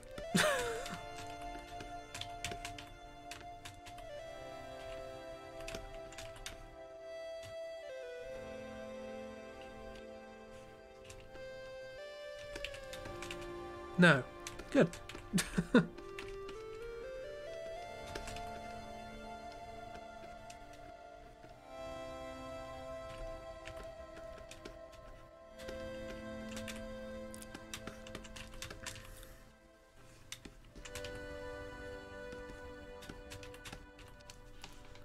I'm actually going to get a reference for this costume. And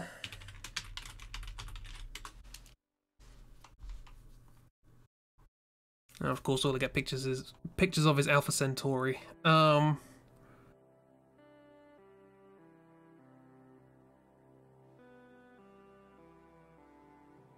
wait, hang on, is that the guy in the... Oh. Yeah, what I want is a picture of the outfit. I believe the person who plays this character is the son of the second Doctor. So they did a number on him.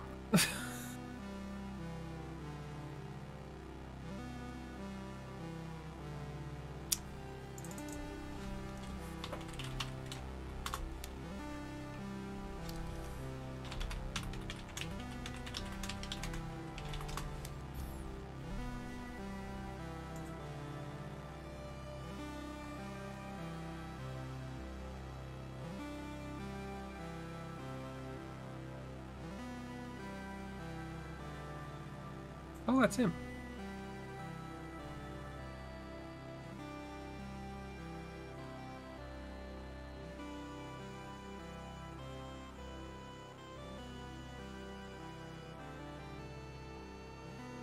Sorry, I'm just looking up a... Is that him?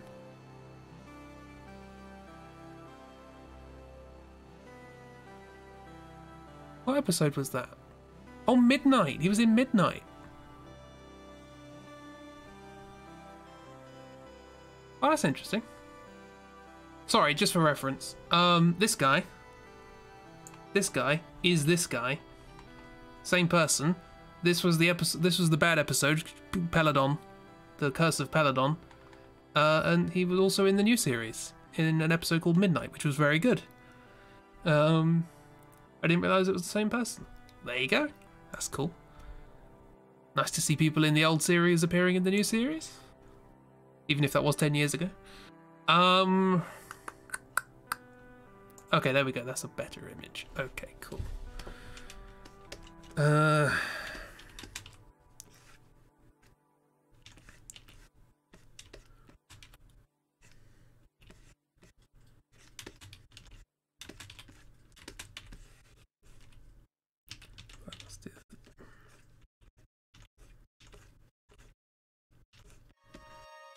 He's going to be looking at us as if to say, really? This outfit? Give him his glasses so you know who it is.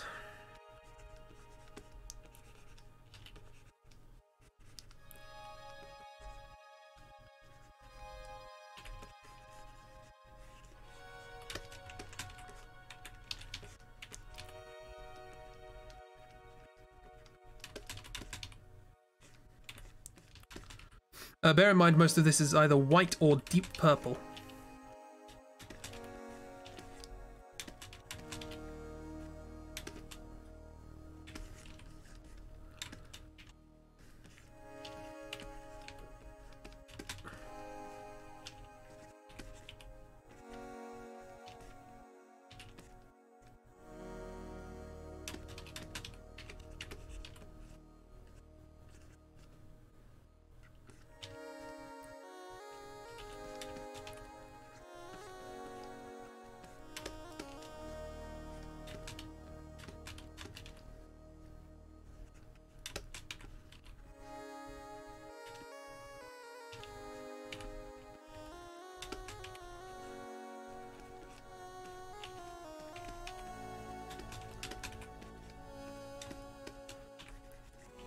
Also, that person is the son of the person who played the second Doctor. So there's a lot of links in these things.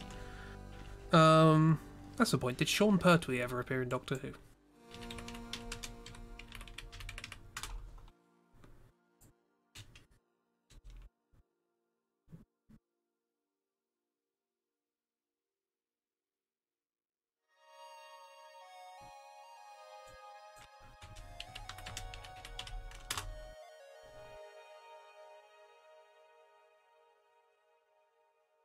Oh, apparently he was in the 50th anniversary.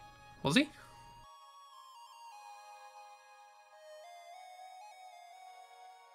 Really? I don't remember that at all.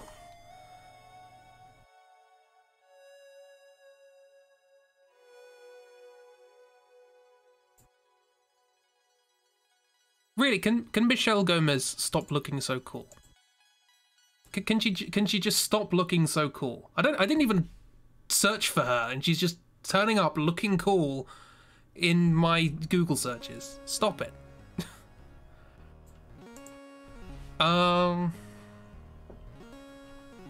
Where's the 50th anniversary?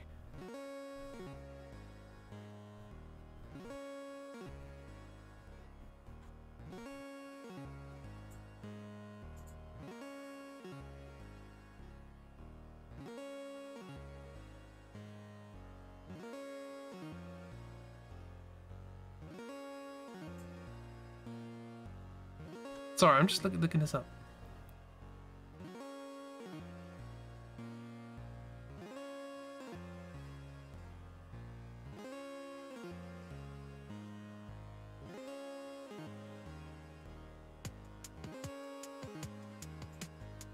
Uh,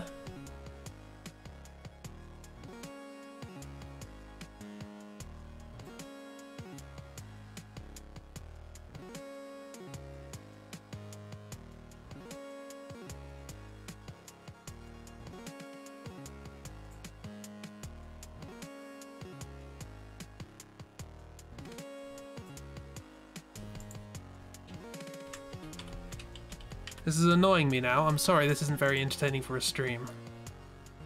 Oh, he was in the Five-ish Doctors thing. Oh, that makes sense.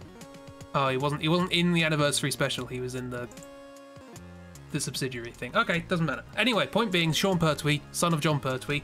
Who's this? He's also an actor, so I wanted to know if he was been in Doctor Who. Fine, you just realised you've been doing this commission in the wrong resolution. Oh dear.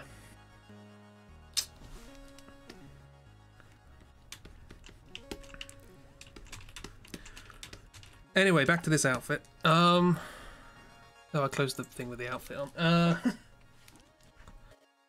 Great. Great.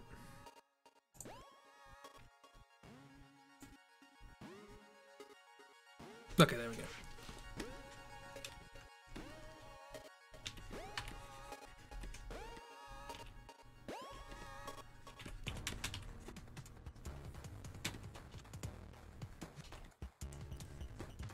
It doesn't really work with Griff.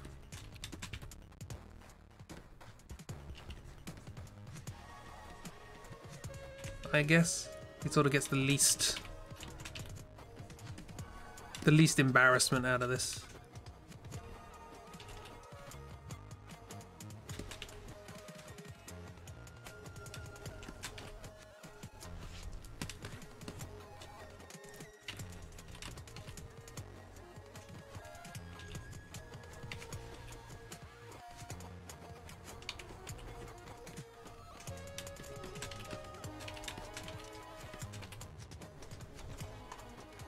I don't have a picture of the feet. Oh no, I do have the picture of the feet.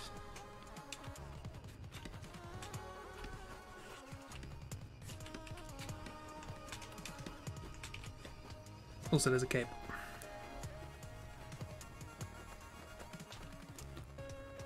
It's very, what's his name? Names! What's the name of the name person with the name? You know, that guy.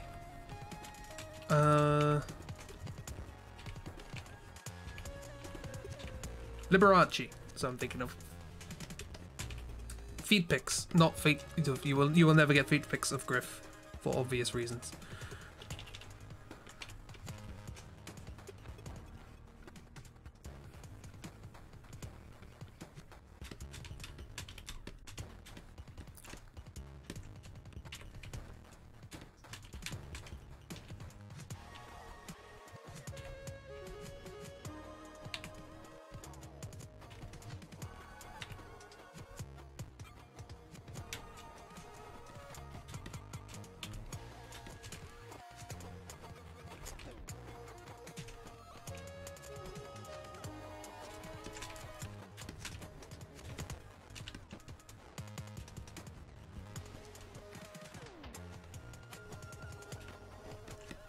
So yeah, there's Griff. Why would you want feet pics of Griff? Hang on, here's a feet pic of Griff.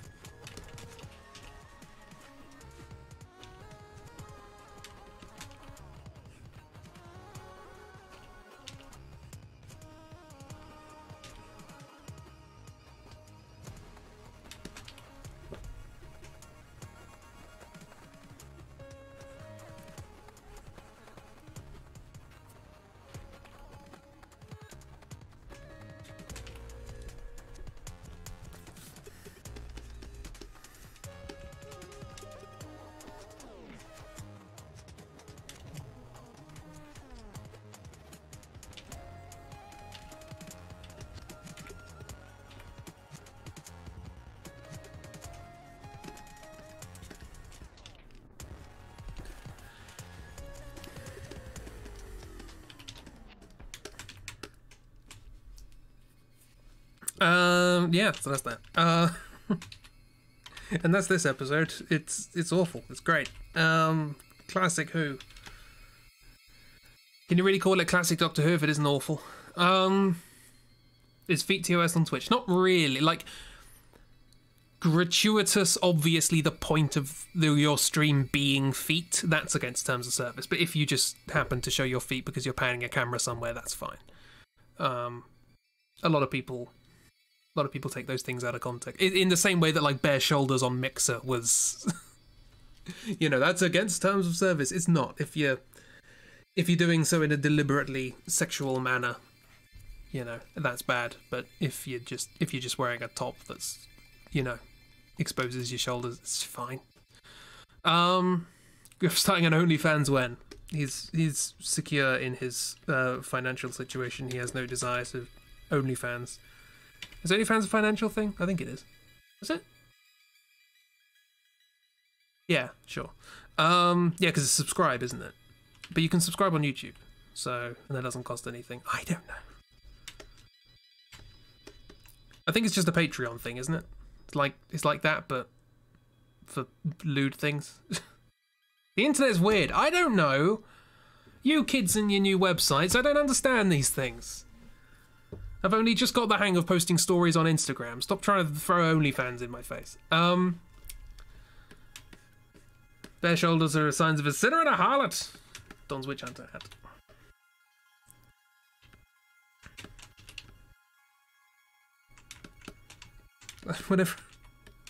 Whenever I think of Witch Hunter, I think of that episode of Inside Number 9. And Jeffrey Whitehead's character. Is it Jeffrey Whitehead? No, it isn't. What's his name? Can't remember. He's the old man of the village who's kind of reluctant to try this person as being a witch. But the witch hunters come along and say all the perverse things that witches do, and he's like, tell me more. I'm intrigued by this. Old man Chris. I've been old since I was a teenager.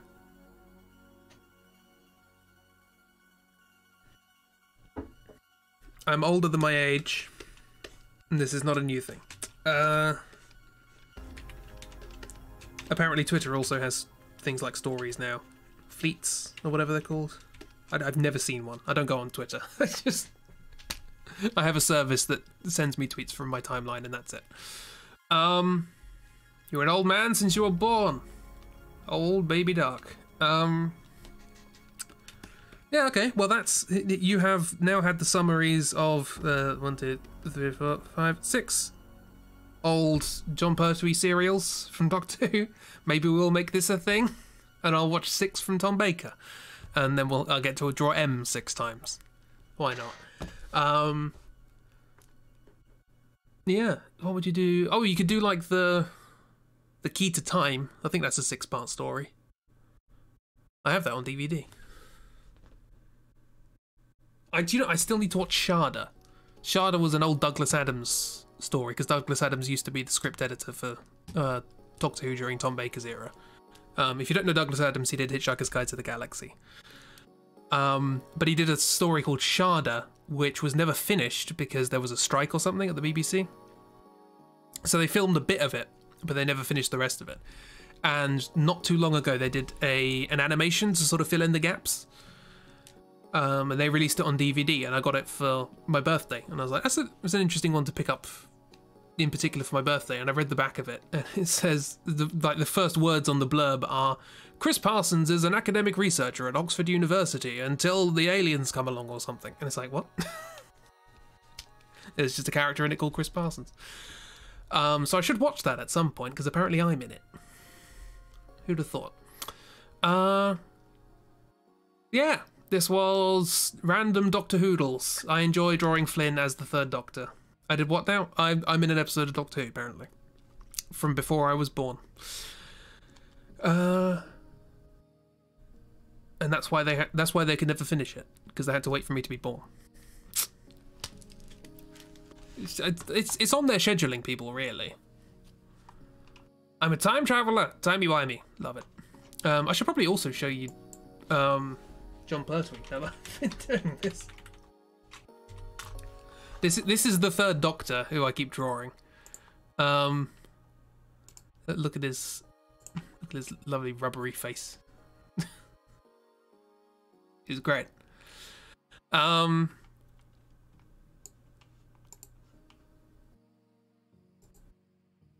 He looked cool. He looked cool when he was younger as well.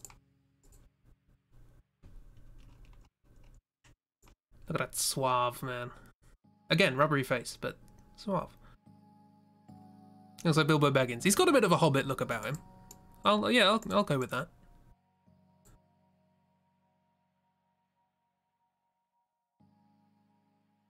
Can I get a screenshot of the first drawing I did?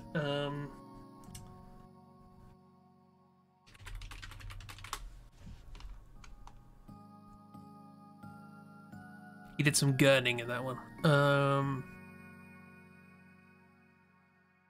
No, that's not a very good screenshot. Ah. The closest we're gonna get, I think. Bleh. That's how you end a story. Versus my version. Bleh. It's not far off.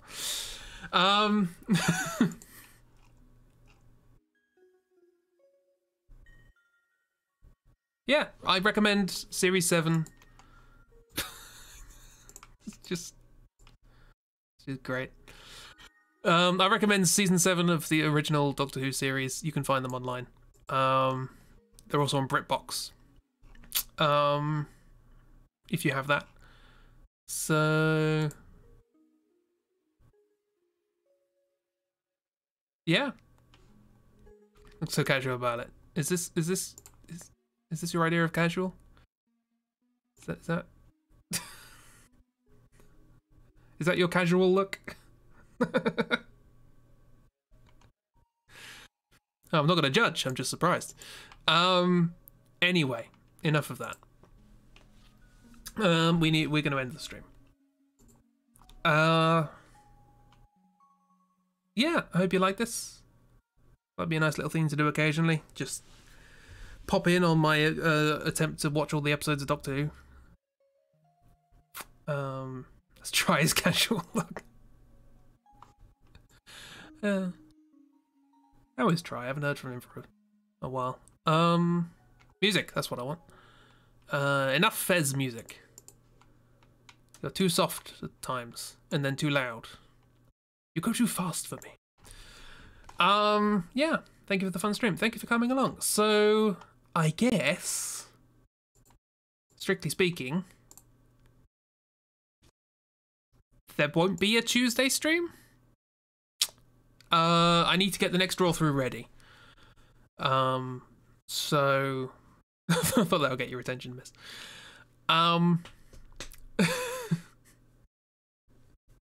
Yeah, so there probably won't be a stream on Tuesday. As I try and get the next draw through ready. I hope you all like it. Hope those of you who want to get involved can, and those of you who don't want to can lay back and enjoy the chaos. Yeah. So I guess the next stream is on Wednesday. We're going to be playing a game. I don't know what game. I'll find something. But I have a list. So, yeah. Hope you enjoyed this. Hope you had a fun time. Take your time. It's just, it's a lot of setup initially, and I guess it is a lot of work to do the draw through, but, like, I don't really have to do any well, I can do as much or as little homework as I like for it, but, theoretically, once the main work's done, the main work's done, so we'll see how it goes. Yeah, so I'll try and get that ready for the week after next, and we can start a new draw through then. So yeah, Tuesday, you can all have a lovely evening doing whatever it is you want to do. Probably playing Valheim. Or, you know, having a hot chocolate, because I recommend it. Yeah. Also, hopefully there'll be a new October comic on Thursday. Hopefully, I haven't done it yet. And I'm very behind. I had a bad art week this week, so Yeah.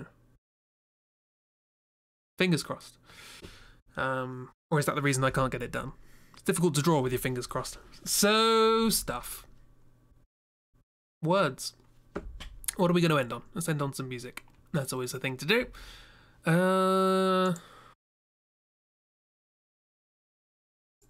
Edit out now. Okay, we'll end on this, which I made for the Final Fantasy VIII soundtrack thing. I only did 4 tracks in the end. 4 out of 69 is not great. But this is vaguely sci-fi sounding, so we'll stick with that. Yeah. Have a wonderful time.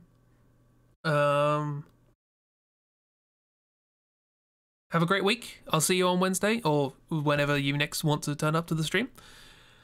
And I hope you have a grand old time. Thank you for coming along. Thank you for indulging my nerdy nonsense. And yeah, you have a good evening. Or morning, wherever you are. Have a good time period that is applicable to your time zone. And then subsequent time periods, obviously. I don't want you to just have a good one of those and then everything be bad afterwards. I would like that good to be just... Yeah. Have a good one. Goodbye.